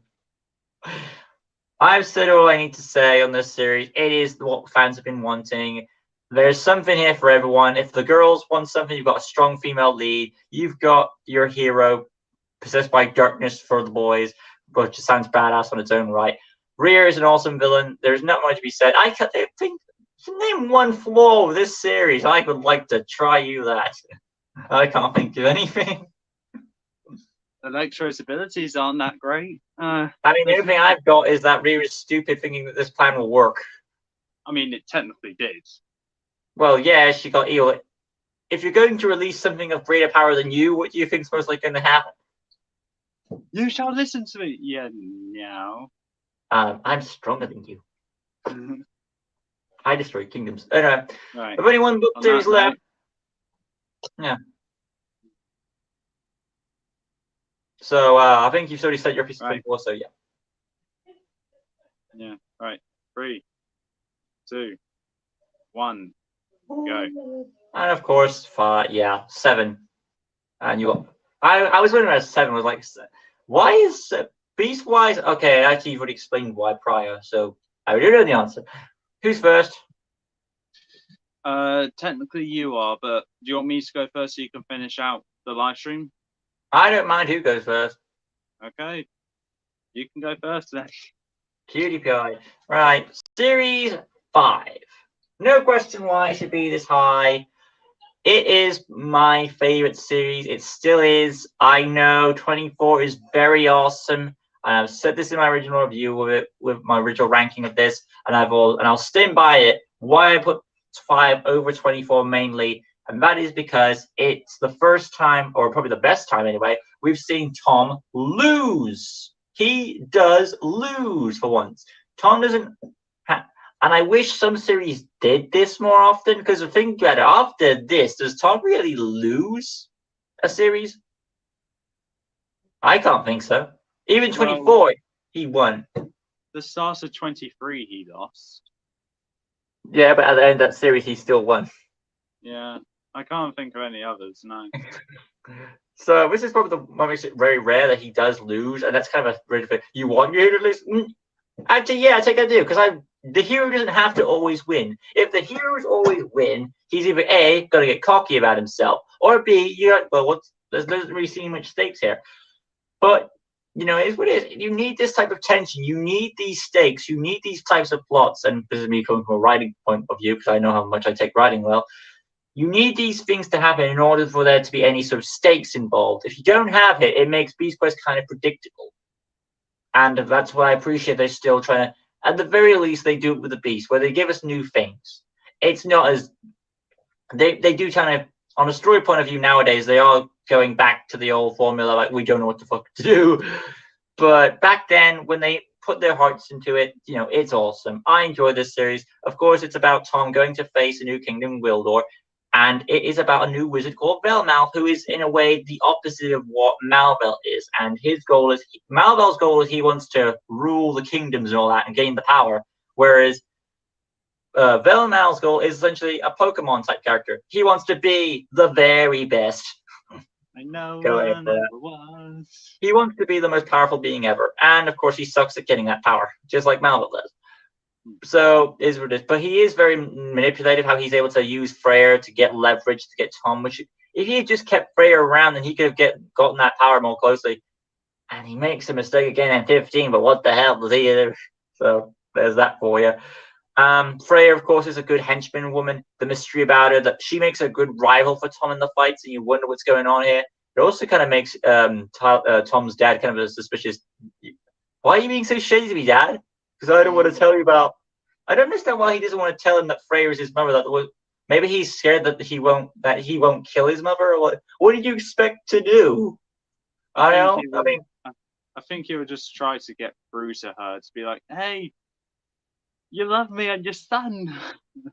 that'll work. Sure, why not? As what it is. Rock, he is. I know he's not the best beast in the world, but he's a golem, and golems are dull, yeah, but they are tough to take down because they can just regenerate their rocks and reform themselves, so that makes them challenging. Crab, he is not the best beast, but as he progresses through the series, he grows to be more not the most boring beast, shall we say. He's better than Strito, tell you that. Hawkeye, beautiful, majestic, and of course, he poses a great challenge for Tom. I agree with Jack Griffin on those notes of that. It's nice to see. I'm always down for new things when I like to see something new. Where we have a beast captured. It does make Cola kind of weak. But here's the thing: since Freya is the mistress, right, of these beasts, how do we know that it wasn't a setup? Could have been. Just saying. I'm just trying to defend you because I know you didn't like how Cola was. But if it was put in a situation where Freya manipulated the situation that Cola was captured, would that help cushion the blow? Yeah, but at least one of those villagers be like, "Oh, that is too easy. This was too easy." something's going on. Yeah, maybe. Because like it's a bit convenient that Colors they take the beast to in the middle of the town square. That's stupid. But what it is. Tremor, a non-stop killing machine, I would say. Another good beast that provides challenge. And then, of course, Amictus, the original Vespic, protecting her eggs, awesome. Each story felt, and of course, each story does feel like a general progression of this plot. They're introduced to Freya in book 1. She becomes a formidable rival in book 2.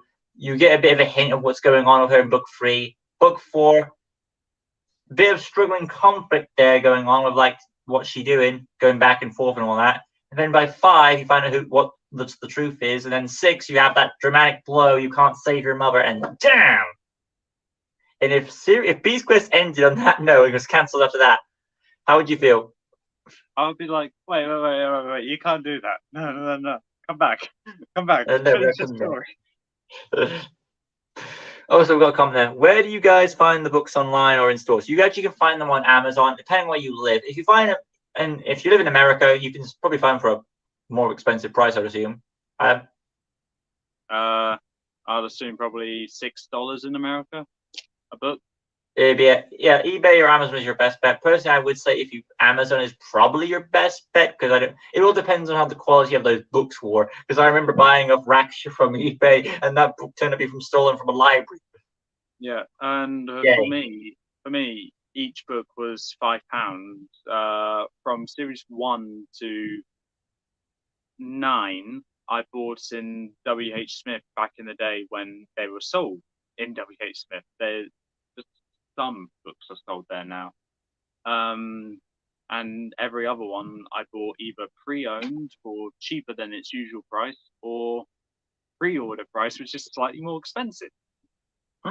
So there it is, guys. We've officially ranked 30 series. Yeah. You didn't let me talk about series 7. Of course I didn't. I know I forgot something. No, that's not nice. Right. Carry on. Story-wise, to me, it's a great story, and whilst I need to respect Luke's opinion, I think it's wrong. Sorry, I know it's wrong. Beast-wise, Conval is better than Komodo. I don't know why you keep thinking that, but I don't know why you keep thinking I think opposite, but no, Conval is better than Komodo. I respect your opinion. That's the best I can give you. Conval is better than Komodo. That's what I'm trying to say.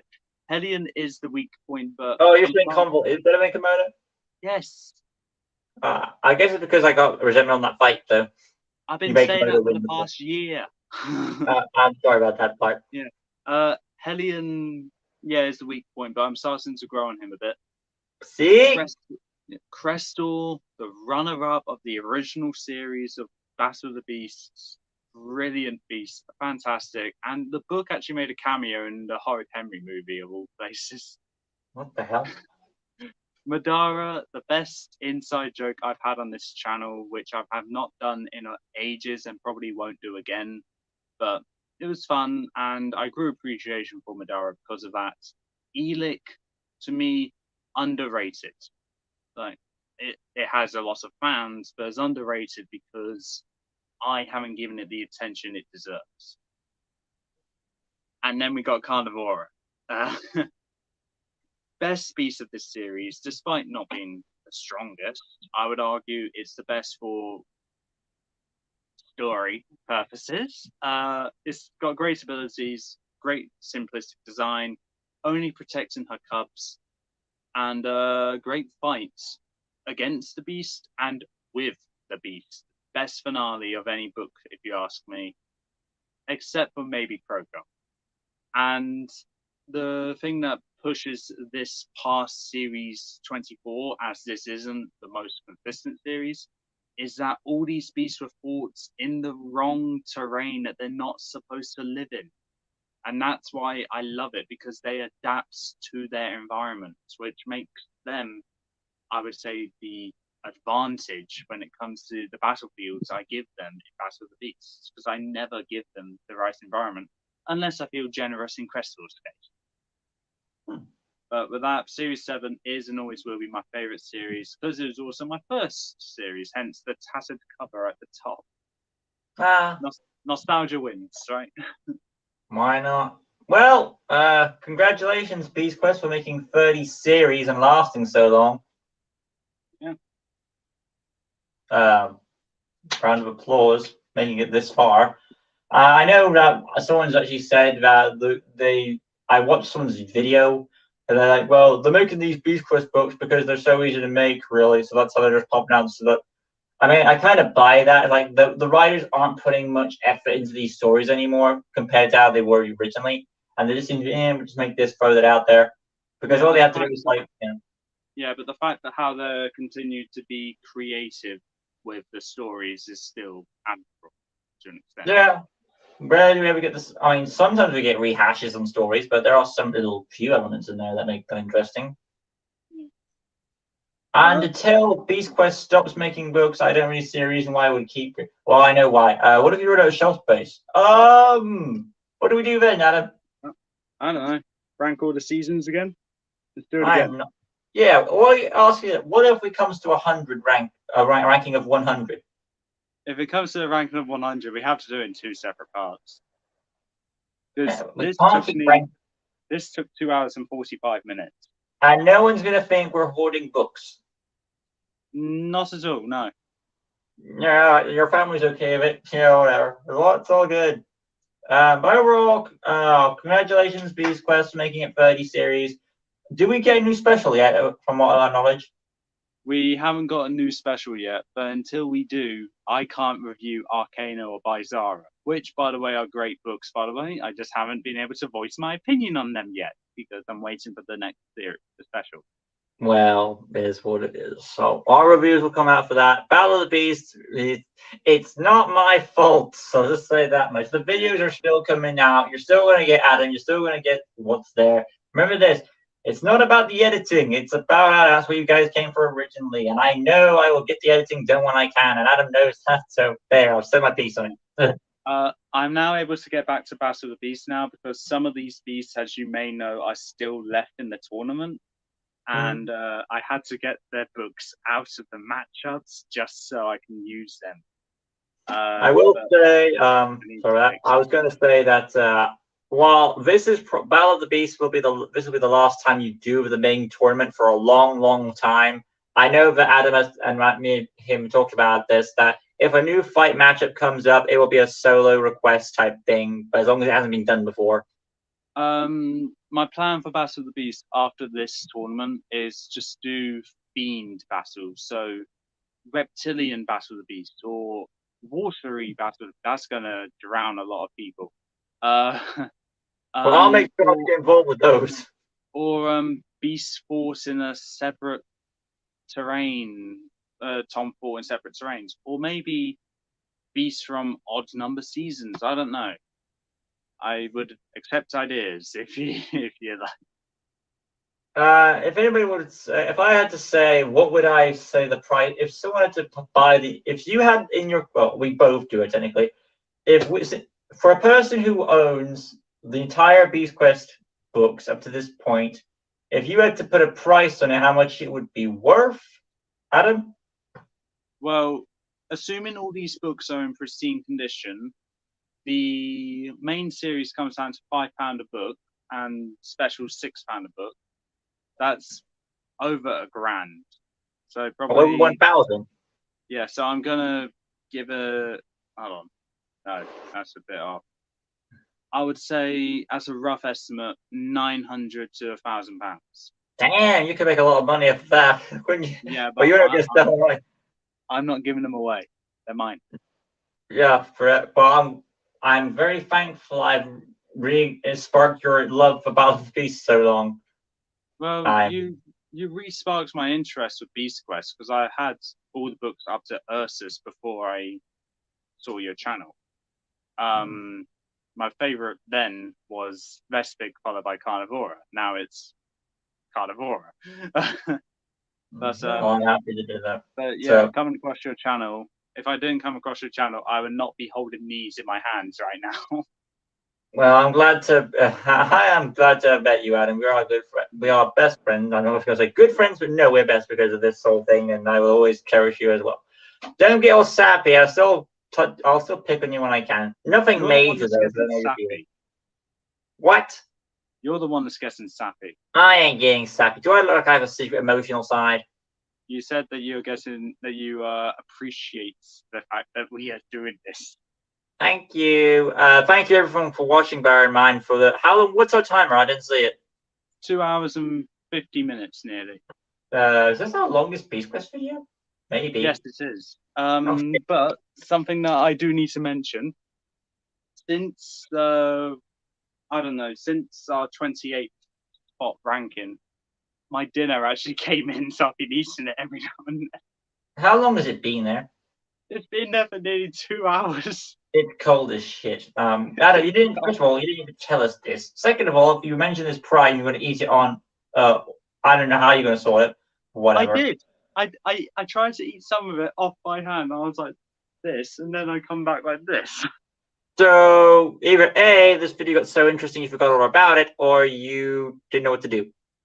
I didn't want to keep eating on camera, so I was like, yeah, I'll just wait. I'm sorry about your meal, man. I hope you get yourself. Well, hey, I know you're a cook and you're sort yourself out. Comments. Yeah. Had a blast listening to you guys talking. I hope to see you more. I hope to see when our next ranking. Okay, that's a good thing to talk about. When will our next ranking of these books would come to play for the main series? Series 40. I'll go to 50 to round a nice number. Yeah, but come on, there's more chance than it gets into Series 40 than 50 because we need to take into account how successful the next seasons might be. Yeah, so fine, 40.